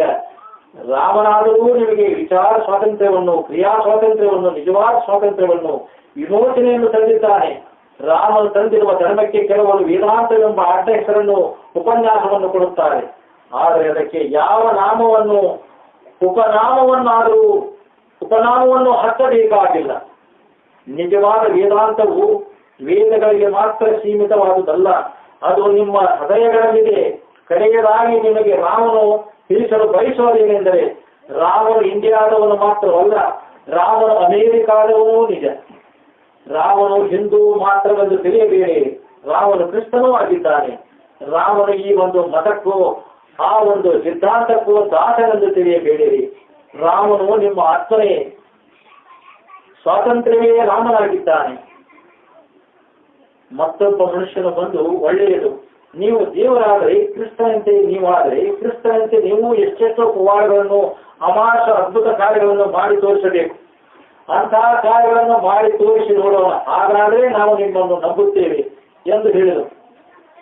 ರಾಮನು ಹೇಳಿದ್ದೇನೆಂದರೆ, ತಮ್ಮ ಕ್ರಿಸ್ತನ ಮಹಿಮೆಯನ್ನು ಮೆರೆದರೂ ಅವನನ್ನು ಜನರು ನಂಬಲಿಲ್ಲ. ಅವನನ್ನು ಬಿಡದೆ ಬೆನ್ನು ಹತ್ತಿ ಕ್ರೂರವಾಗಿ ಮೆಳೆ ಹೊಡೆದು ಹಿಂಸಿಸಿಕೊಂಡರು. ಶಿಲುಬೆಯ ಮೇಲೆ ಮಲಗಿಸಿ ಮೈಗೆಲ್ಲ ಹೊರೆ ಹೊಡೆದರು. ಪವಾಡಗಳು ನಿಮ್ಮನ್ನು ನಂಬುವಂತೆ ಮಾಡುತ್ತವೆ? ಇಲ್ಲವೇ ಇಲ್ಲ, ಸುಳ್ಳೇ ಸುಳ್ಳು. ಮತ್ತೇನೆಂದರೆ ಪವಾಡಗಳನ್ನು ಮಾಡುವುದೆಂದರೆ ಏನು? ಅವೆಲ್ಲ ಏನು? ಈ ದೇಹದಿಂದ ಈ ಜಗತ್ತಿನಲ್ಲಿರುವ ಎಲ್ಲಾ ಪವಾಡಗಳನ್ನು ಮಾಡಿದರೂ ಅದು ನನ್ನ ನಿಜವಾದ ದೈವತ್ವಕ್ಕೆ ಒಂದು ಪರಮಾಣುವಿನಷ್ಟು ಮಹತ್ವವನ್ನು ಹೆಚ್ಚಿಸಲಾರು. ಈ ದೇಹವು ನಾನಲ್ಲ, ನಾನು ನಿಮ್ಮ ಆತ್ಮನೇ. ಈ ಒಂದು ಶರೀರವು ಒಂದು ವೇಳೆ ಪವಾಡಗಳನ್ನು ಮಾಡಿದರೂ ಏನಾಯಿತು? ಈ ಶರೀರವು ಪವಾಡಗಳನ್ನು ಮಾಡುತ್ತಿಲ್ಲ, ಆದರೆ ಅದು ನಾನೇ ಆಗಿದ್ದೇನೆ. ಈ ಶರೀರವು ಪವಾಡಗಳನ್ನು ಮಾಡಿದರೆ ನೀವು ಈ ಶರೀರವನ್ನೇ ದೇವರನ್ನಾಗಿ ಮಾಡುತ್ತೀರಿ, ದೇವರೆಂದು ತಿಳಿಯುತ್ತೀರಿ. ಅದಕ್ಕಿಂತಲೂ ಕೇಡಾದುದು ಯಾವುದೂ ಇಲ್ಲ. ಅದು ಅತ್ಯಂತ ನೀಚವಾದುದು. ಹೀಗೆ ಮಾತ್ರ ಮಾಡಬಾರದು. ರಾಮನಿಗೆ ಬೇಕಾದುದು ನಿಮ್ಮನ್ನು ನೀವು ದೇವರನ್ನು ಮಾಡಿಕೊಳ್ಳಬೇಕು ಎಂಬುದು, ನಿಮ್ಮನ್ನು ನೀವು ದೇವರೆಂದು ತಿಳಿದುಕೊಳ್ಳಬೇಕೆಂಬುದು. ಈ ದೇಹವನ್ನು ದೇವರೆಂದು ತಿಳಿಯಬೇಡಿರಿ, ಮಾಡಬೇಡಿರಿ. ಪವಾಡಗಳನ್ನು ಮಾಡಿ ಈ ಒಂದು ವಿಶಿಷ್ಟ ವ್ಯಕ್ತಿಯ ಮಹಾಮಹಿಮನೆಂಬ ಭಾವನೆಯನ್ನು ನಿಮ್ಮ ಮನಸ್ಸಿನ ಮೇಲೆ ಹೇರಿ ನಿಮ್ಮ ಸ್ವಾತಂತ್ರ್ಯವನ್ನು ಅಪಹರಿಸಬೇಕೆಂದು ರಾಮನು ನಿಮ್ಮನ್ನು ಗುಲಾಮರನ್ನಾಗಿ ಮಾಡಿಕೊಂಡು ನಿಮ್ಮ ಸ್ವಾತಂತ್ರ್ಯವನ್ನು ಹರಣ ಮಾಡಲು ಶಕ್ತನಿಲ್ಲ. ಈ ದೇಹವು ಪವಾಡಗಳನ್ನು ಮಾಡಬೇಕೆಂದು ನೀವು ಬಯಸುತ್ತೀರಿ, ಆದರೆ ಈ ದೇಹವು ನಾನಲ್ಲ. ಈ ಪ್ರಪಂಚವೆಂಬ ಅತ್ಯಂತ ಅದ್ಭುತವಾದ ಪವಾಡವನ್ನು ಆಗಲೇ ಹೊರತಂದಿರುವ ಆ ದೇವರೇ ನಾನಾಗಿದ್ದೇನೆ. ಅದೇ ನಾನು, ಆ ದೇವರೇ ನಾನು. ಈ ವಿಶಾಲ ಪ್ರಪಂಚವೇ ನನ್ನ ಪವಾಡವು. ಈ ಅಖಂಡ ವಿಶ್ವವೇ ಯಾರ ಕೌಶಲ್ಯವೋ ನಿರ್ಮಾಣವೋ ಅವನೇ ನಾನು. ಇಂಡಿಯಾದಲ್ಲಿ ಈ ದೇಹವು ವಾಸವಾಗಿದ್ದ ಮನೆಯಲ್ಲಿ ಒಬ್ಬ ಹುಡುಗನು ಸೇವೆ ಮಾಡಿಕೊಂಡಿದ್ದ. ಅವನು ಯಾವಾಗಲೂ ರಾಮನ ಸಂಪರ್ಕದಲ್ಲಿ ಇದ್ದುದರಿಂದ ದೈವಾವೇಶವನ್ನು ಪಡೆದು ಒಂದು ದಿನ ಆ ಎತ್ತರವಾದ ಶ್ರೀಮಂತ ಭವನದ ಮಹಡಿಯ ಮೇಲ್ಭಾಗದ ಮೇಲೆ ಹತ್ತಿ ನಡೆದಾಡುತ್ತಾ ವ್ಯಕ್ತಿಯಾಗಿ ನಾನೇ ದೇವರು, ನಾನೇ ದೇವರು, ನಾನೇ ದೇವರು ಎಂದು ಉದ್ಘೋಷಿಸುತ್ತಿದ್ದರು. ಅಕ್ಕಪಕ್ಕದ ಕೆಳಗಿನ ಮನೆಯಲ್ಲಿ ವಾಸ ಮಾಡುತ್ತಿದ್ದ ಕೆಲವು ಜನರು ಇವನ ಕೂಗನ್ನು ಕೇಳಿ ಸ್ವಲ್ಪ ಸಿಟ್ಟಿಗೆದ್ದು ಮನೆಗೆ ಬಂದು ಅವನನ್ನು ಕುರಿತು, ಏನಯ್ಯ ಅದು ಸನ್ನೆ ಹಿಡಿದವನಕ್ಕೆ ಹುಚ್ಚಾಗಿ ಅಬ್ಬರಿಸುತ್ತಿದ್ದೀಯಲ್ಲ ಎಂದು ಏನು ಹೇಳುತ್ತೀನಿ ನೀನು? ನಾನೇ ದೇವರೆಂದು ಹೇಳುತ್ತೀಯ? ನೀನು ದೇವರಾದರೆ ಆ ಮಹಡಿಯಿಂದ ಕೆಳಗೆ ಹಾವು ನೋಡೋಣ. ನಿನಗೆ ಕಾಲು ಮುರಿಯುವುದೋ ಇಲ್ಲವೋ, ತಲೆ ಹೊಡೆಯುವುದೋ ಇಲ್ಲವೋ ನೋಡೋಣ. ನಿನಗೆ ಏನೋ ಗಾಯವಾಗದಿದ್ದರೆ, ನೋವಾಗದಿದ್ದರೆ ನಿನ್ನನ್ನು ದೇವರೆಂದು ನಂಬುತ್ತೇವೆ. ನಿನಗೆ ಸ್ವಲ್ಪ ಗಾಯವಾದರೂ ಸಾಕು, ನಿನ್ನನ್ನು ಕೊಂದು ಹಾಕುತ್ತೇವೆ. ಅಷ್ಟೇ ಅಲ್ಲ, ನಿನ್ನನ್ನು ಚಿತ್ರಹಿಂಸೆ ಮಾಡಿಕೊಳ್ಳುತ್ತೇವೆ. ಹಾಗೇಕೆ ಗೊಬ್ಬೆ ಹೊಳೆಯುತ್ತಿ ನಾನೇ ದೇವರು, ನಾನೇ ದೇವರು ಎಂದು? ನಾನೇ ದೇವರು ಎಂಬ ಅಪವಿತ್ರವಾದ ಮಾತನ್ನು ನಮ್ಮ ಕಿವಿಗಳೆಲ್ಲ ಬಡಿಯುವಂತೆ ಬಡಿದುಕೊಳ್ಳುವುದಕ್ಕೆ ನಿನಗೆ ಅಧಿಕಾರವಿಲ್ಲ ಎಂದು ರೇಗಿ ಕೂಗಿ ಹೇಳಿದರು. ತಾನೇ ದೇವರೆಂಬ ಆನಂದ ಪರವಶತೆಯ ಹುಚ್ಚಿನಿಂದ ತುಂಬಿ ತುಳುಕುತ್ತಿದ್ದ ಆ ಬಾಲಕನು ದಿವ್ಯವಾದ ಭಾವಾವೇಶ ಬರದಿಂದ, ಓ ನನ್ನ ಆತ್ಮವೇ, ನಾನು ಕೆಳಗೆ ಹಾರಲಿಕ್ಕೆ ಸಿದ್ಧವಾಗಿದ್ದೇನೆ. ನೀವು ಯಾವ ಅಗಾಧ ಕೂಪವನ್ನು ತೋರಿಸಿದರೂ, ಪಾತಾಳವನ್ನು ತೋರಿಸಿದರೂ ಕೆಳಗಾಗಿ ಧುಮುಕಲು ಸಿದ್ಧನಿದ್ದೇನೆ. ಯಾವ ಸಾಗರ ತಳಕ್ಕೆ ಹಾರಿ ಮುಳುಗಲಿ ಹೇಳಿರಿ. ಆದರೆ ನಾನು ಮದುವೆ ಆಗಲೇ ಇಲ್ಲದಿರುವ ಸ್ಥಳವನ್ನು ದಯವಿಟ್ಟು ತಿಳಿಸಿರಿ. ಏಕೆಂದರೆ ಕೆಳಗೆ ನೆಗೆಯುವುದಕ್ಕೆ ನಾನು ಮದುವೆ ಈಗಾಗಲೇ ಇಲ್ಲದಿರುವ ಸ್ಥಳ ಬೇಕು. ನಾನಿಲ್ಲದ ಸ್ಥಳವನ್ನು ದಯವಿಟ್ಟು ತಿಳಿಸಿರಿ. ನಾನೇ ದೇವಾದಿ ದೇವ, ಸರ್ವವ್ಯಾಪಿ, ಸರ್ವಾಂತರ್ಯಾಮಿ. ಯಾವನು ಖಂಡಿತನಾಗಿದ್ದಾನೋ, ಪರಿಮಿತನಾಗಿದ್ದಾನೋ, ಯಾವನು ಇಲ್ಲಿ ಮಾತ್ರ ಇದ್ದು ಅಲ್ಲಿಲ್ಲದೋ ಅಂಥವನು ಮಾತ್ರ ತಾನಿದ್ದರಿಂದ ಇಲ್ಲದ ಸ್ಥಳಕ್ಕೆ ಹಾರುವುದು ಸತ್ಯ. ಎಲ್ಲೆಲ್ಲಿಯೂ ನಾನೇ ತುಂಬಿರುವವನು ಎಲ್ಲಿಗೆ ಹಾರಬೇಕು, ಹೇಗೆ ಹಾರಬೇಕು ಎಂದು ಕೇಳಿದರು. ಆಗ ಹಾರಬೇಕೆಂದು ಅವನನ್ನು ಕೇಳಿದ ಜನರು, ಓ ನೀನೇ ಆ ದೇವರು, ನೀನೇ ಆ ದೇವರು, ಎಂದಿಗೂ ಅಲ್ಲ, ನೀನು ಈ ದೇಹ ಎಂದು ಕೂಗಾಡಿದರು. ಆ ಬಾಲಕನು ಹೇಳಿದನು, ನಿಮ್ಮ ಭಾವನೆಯಿಂದ ಈ ದೇಹವನ್ನು ಕಲ್ಪಿಸಿಕೊಂಡಿದ್ದೀರಿ, ಇದು ನಾನಲ್ಲ. ನಿಮ್ಮ ಪ್ರಶ್ನೆಗಳು, ಆಕ್ಷೇಪಗಳು ನನ್ನನ್ನು ಮುಟ್ಟಲಾರವು. ಅವು ನಿಮ್ಮ ಕಲ್ಪನೆಯನ್ನು ಮಾತ್ರ ಸಾಕುತ್ತವೆ. ಹೀಗೆ ಯಾರು ಮೊದಲೇ ಸರ್ವವ್ಯಾಪಿಯೋ ಅವನು ಹಾರುವುದು ಹೇಗೆ, ಅಥವಾ ಅಂಥ ಕಾರ್ಯಗಳನ್ನು ಮಾಡುವುದು ಹೇಗೆ? ಅವನು ಮೊದಲೇ ಇಲ್ಲದ ಒಂದು ಸ್ಥಳವೂ ಇಲ್ಲ. ಅವನೇ ನಾನು, ಅವನೇ ನಾನು ಈ ಶರೀರದಲ್ಲಿ ಮಾತ್ರ ಇದ್ದು ಆ ಶರೀರದಲ್ಲಿ ಅಥವಾ ಮಿಕ್ಕ ಶರೀರದಲ್ಲಿ ಇಲ್ಲವಾದರೆ ನಾನು ದೇವರೆಂದು ಸಿದ್ಧಪಡಿಸುವುದಕ್ಕಾಗಿ ಈ ಶರೀರದ ಮೂಲಕವಾಗಿ ಪ್ರಾಪಂಚಿಕ ಪವಾಡಗಳನ್ನು ಮಾಡಿ ತೋರಿಸಬೇಕು. ಎಲ್ಲ ದೇಹಗಳು ನನ್ನವೇ, ಆಗಲೇ ಸಿದ್ಧವಾಗಿರುವ ಎಲ್ಲವೂ ನನ್ನವೇ. ಇದನ್ನು ನಾನು ಸುಮ್ಮನೆ ಸ್ವಾಧೀನಪಡಿಸಿಕೊಳ್ಳಬೇಕು ಅಷ್ಟೇ, ಇನ್ನೇನೂ ಮಾಡಬೇಕಾಗಿಲ್ಲ. ಎಲ್ಲವನ್ನು ನಾನೇ ನಿರ್ಮಾಣ ಮಾಡಿದ್ದೇನೆ. ಇನ್ನೊಬ್ಬ ಮನುಷ್ಯನ ಬಂದು ಹೀಗೆ ಕೇಳಿದ, ವೇದಗಳ ವಿಷಯದಲ್ಲಿ ನಿಮ್ಮ ಮನೋಭಾವವೇನು, ನಿಮ್ಮ ಅಭಿಪ್ರಾಯವೇನು? ರಾಮನ ಉತ್ತರವೇನೆಂದರೆ, ರಸಾಯನ ಶಾಸ್ತ್ರವನ್ನು ನಾವು ಯಾವ ದೃಷ್ಟಿಯಿಂದ ಸಮೀಪಿಸುತ್ತೇವೆಯೋ ಪ್ರಸ್ತಾಪಿಸುತ್ತೇವೆಯೋ ಹಾಗೆಯೇ ನಾವು ವೇದಗಳ ವಿಚಾರದಲ್ಲಿ ವರ್ತಿಸಬೇಕು. ಅನಂತರ ಆ ಮಿತ್ರನು, ನೀವು ವೇದಗಳನ್ನು ನಂಬುತ್ತೀರೋ ಎಂದು ಕೇಳಿದರು. ರಾಮನು ಹೇಳಿದ್ದೇನೆಂದರೆ, ನಾನು ವೇದಗಳನ್ನು ತಿಳಿದಿದ್ದೇನೆ, ನೀವು ಅದನ್ನು ಅಧ್ಯಯನ ಮಾಡಬೇಕೆಂದು ಸಲಹೆ ಮಾಡುತ್ತೇನೆ, ಶಿಫಾರಸು ಮಾಡುತ್ತೇನೆ. ಪುನಃ ಆ ಮಿತ್ರನು ಮಾಡಿದ ಪ್ರಶ್ನೆ, ನಾವು ಬೈಬಲನ್ನು ಆಧರಿಸುವಂತೆಯೇ ವೇದಗಳನ್ನು ಆಧರಿಸಬಹುದು? ರಾಮನು ಹೇಳುವುದೇನೆಂದರೆ, ನೀವು ಬೈಬಲನ್ನು ಹಾಳು ಮಾಡುತ್ತಿದ್ದೀರಿ, ವೇದಗಳನ್ನು ಹಾಗೆ ಮಾಡಬೇಡಿರಿ. ನೀವು ಖಗೋಳ ಶಾಸ್ತ್ರವನ್ನು ಅಥವಾ ರಸಾಯನ ಶಾಸ್ತ್ರವನ್ನು ವಿಚಾರ ಮಾಡುವಂತೆ ವೇದಗಳನ್ನು ವಿಚಾರ ಮಾಡಬೇಕು. ಕೆಲವು ಹಿಂದೂಗಳಂತೆ ಅಂಧ ವಿಶ್ವಾಸದಿಂದ ಎಲ್ಲವನ್ನು ಸಂದೇಹ ಪಡೆದಂತೆ ನಂಬಬೇಡಿರಿ. ನೀವು ರಸಾಯನ ಶಾಸ್ತ್ರದ ಒಂದು ಪುಸ್ತಕವನ್ನು ತೆಗೆದುಕೊಂಡರೆ ಡ್ಯುವಾಯ್ಸಿಯರ್ ಅಥವಾ ಲಿಬ್ನಿಟ್ಸ್ ಎಂಬ ಪ್ರಸಿದ್ಧ ವಿಜ್ಞಾನಿಗಳೇ ಹೇಳಿದ್ದರು, ಅವರ ಅಧಿಕಾರದ ಮೇಲೆ ಯಾವ ಫಲಿತಾಂಶವನ್ನು ನೀವು ನಂಬುವುದಿಲ್ಲ. ನೀವೇ ಸ್ವತಃ ಆ ಶಾಸ್ತ್ರೋಕ್ತವಾದ ವಿಧಾನದಿಂದ ಪ್ರಯೋಗ ಮಾಡಿ ಫಲಿತಾಂಶವನ್ನು ಪರೀಕ್ಷಿಸಿ ಏನೆಂಬುದನ್ನು ನೀವೇ ಕಂಡುಕೊಳ್ಳುತ್ತೀರಿ. ಆ ವಿಜ್ಞಾನಗಳು ಹೇಳುವ ಫಲಿತಾಂಶವು ನಿಮ್ಮ ಅನುಭವಕ್ಕೆ ಬರೆದಿದ್ದರೆ ನೀವು ಅದನ್ನು ಒಪ್ಪಬೇಕಾಗಿಲ್ಲ.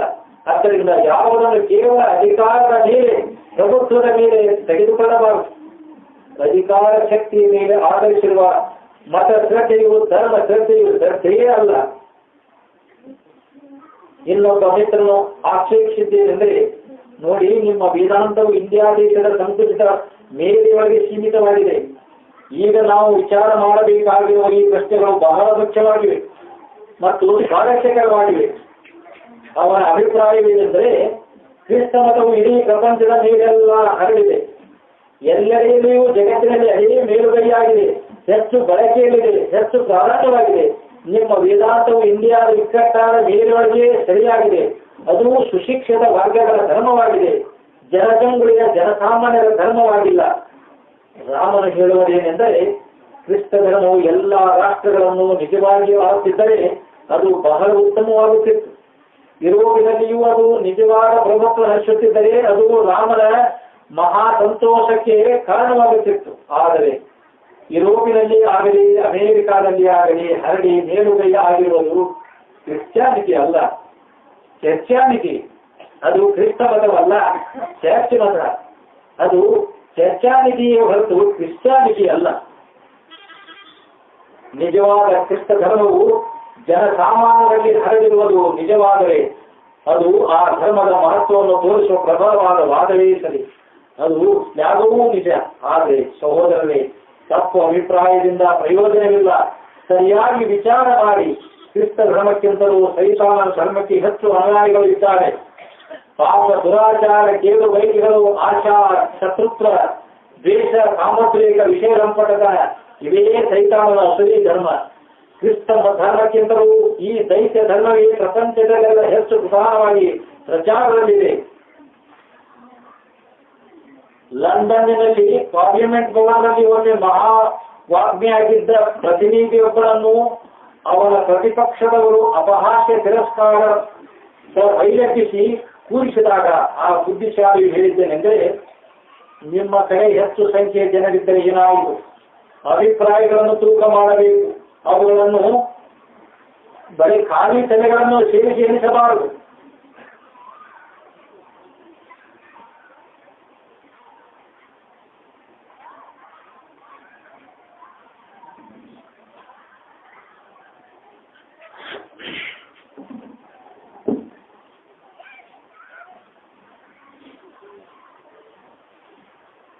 ಇನ್ನೊಬ್ಬ ಮಿತ್ರನು ಹೇಳಿದ್ದೇನೆ ಅಂದ್ರೆ, ಇಲ್ಲಿ ನೋಡಿ, ಪ್ರಪಂಚದಲ್ಲಿ ಕ್ರಿಸ್ತ ಜನ ರಾಷ್ಟ್ರಗಳೇ ಎಲ್ಲಾ ಅಭಿವೃದ್ಧಿಯನ್ನು ಸಾಧಿಸುತ್ತವೆ. ಏಕೆ?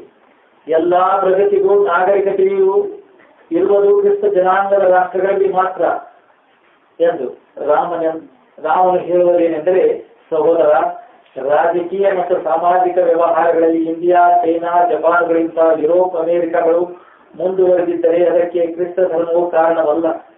ಸುಳ್ಳು ತರ್ಕವನ್ನು ಮಾಡಬೇಡಿರಿ. ಎಲ್ಲಾ ನಾಗರಿಕತೆಗೂ ಎಲ್ಲ ವೈಜ್ಞಾನಿಕ ಅಭಿವೃದ್ಧಿಗೂ ಕ್ರಿಸ್ತ ಧರ್ಮವೇ ಕಾರಣವಾದರೆ, ಜಲಿನಿಯು ಆ ಅಲ್ಪ ಶೋಧನೆಯನ್ನು ಮಾಡಿದಾಗ ಕ್ರಿಸ್ತಮತಿಯರು ಅವನೊಡನೆ ಹೇಗೆ ನಡೆದುಕೊಂಡರು ಎನ್ನುವುದನ್ನು ಸ್ವಲ್ಪ ತಿಳಿಸಿ. ಅವನಿಗೆ ಕ್ರಿಸ್ತರು ಪಟ್ಟ ಪುರಸ್ಕಾರವೇನು ಹೇಳಿ. ದ್ರೋಣೋ ಮಹಾಜನನ್ನು ಸುಟ್ಟು ಹಾಕಿದರು. ಅವನನ್ನು ಜೀವ ಸಹಿತ ಸುಟ್ಟವರು ಯಾರು? ಕ್ರಿಸ್ತರೇ. ಹರ್ಕ್ಯುಲೆಸ್, ಸ್ಪೆನ್ಸರ್ ಮತ್ತು ಡಾರ್ವಿನ್ ಇವರು ಕ್ರಿಸ್ತ ಜನಾಂಗದ ಹಲ್ಲುಗಳ ನಡುವೆಯೇ ಇದ್ದರು. ಅವರ ಆವಿಷ್ಕಾರಗಳು ಮತ್ತು ಅಭಿವೃದ್ಧಿಗಳು ಮತ್ತು ಸ್ವತಂತ್ರ ಭಾವದ ಕಿಚ್ಚು ಕ್ರಿಸ್ತ ಧರ್ಮದಿಂದ ಉಂಟಾದುದಲ್ಲ. ಆ ಧರ್ಮವು ಅವಕ್ಕೆ ಪ್ರೋತ್ಸಾಹವನ್ನು ಪಡೆದಿಲ್ಲ. ಕ್ರಿಸ್ತ ಧರ್ಮವು ತಲೆ ಎತ್ತದಂತೆ ಸುಳಿದಿರುವ ಎಲ್ಲಾ ಪ್ರಭಾವಗಳನ್ನು ಎದುರಿಸಿ ಆ ಸಾಹಸಗಳು ಇನ್ನೂ ಬದುಕಿವೆ. ಓಪನ್ ಹಾವನ ಗತಿಯೇನಾಯಿತು? ಅವನು ಹೇಗೆ ಜೀವಿಸಬೇಕಾಯಿತು ಗೊತ್ತಿದೆ.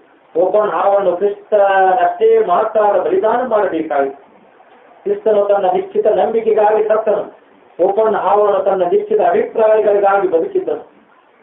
ನಿಮ್ಮ ನಿಶ್ಚಿತ ಅಭಿಪ್ರಾಯಗಳಿಗಾಗಿ ಬದುಕಿರುವುದಕ್ಕಿಂತಲೂ ಸಾಯುವುದು ಹೆಚ್ಚು ಸುಲಭವೆನ್ನುವುದು ನಿಮಗೆ ತಿಳಿದಿರಬೇಕು. ಓಪನ್ ಹಾವನ ಸ್ವತಂತ್ರ ವಿಚಾರಧಾರೆ ಕೆಟ್ಟನ್ನು ತಡೆಗಟ್ಟಿದ್ದು ಯಾವುದು ನಿಮಗೆ ಗೊತ್ತೇ? ಅದೇ ನಿಮ್ಮ ಕ್ರಿಸ್ತ ಧರ್ಮ.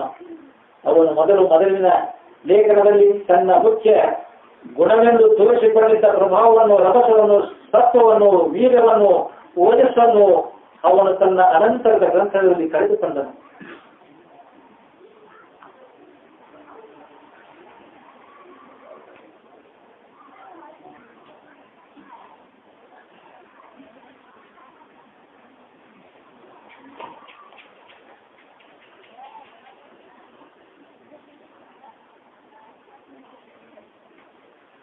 ಇಂಡಿಯಾ ದೇಶದಲ್ಲಿ ಕೆಲವು ಕಾಲ ವಾಸ ಮಾಡಿದ್ದ ಒಬ್ಬ ಆಂಗ್ಲೋ ಇಂಡಿಯನ್ ಗೃಹಸ್ಥನು ಇಂಗ್ಲೆಂಡ್ಗೆ ಹಿಂತಿರುಗಿದ ಮೇಲೆ ತನ್ನ ಧೈರ್ಯ, ಶೌರ್ಯ, ಶಕ್ತಿಗಳ ವಿಷಯದಲ್ಲಿ ತನ್ನ ಹೆಂಡತಿಯೊಡನೆ ಅತಿಶಯವಾಗಿ ಜಂಬ ಕೊಚ್ಚಿಕೊಳ್ಳುತ್ತಿದ್ದರು. ಅವನು ತನ್ನ ಹಳ್ಳಿಗಾಡಿನ ಮನೆಯಲ್ಲಿ ವಾಸ ಮಾಡುತ್ತಿದ್ದರು.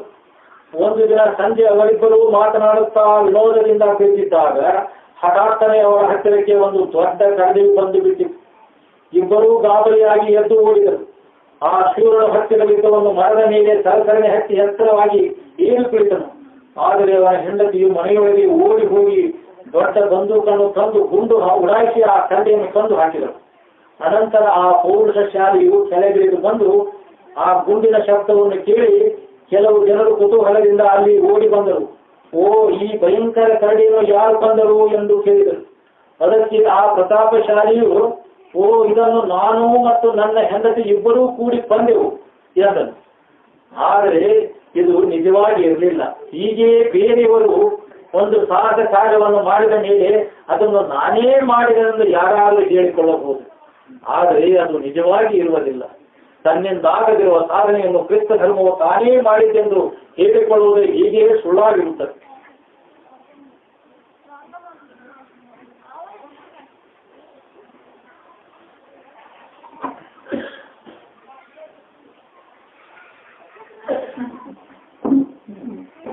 ಸಕಲ ಸಾಧು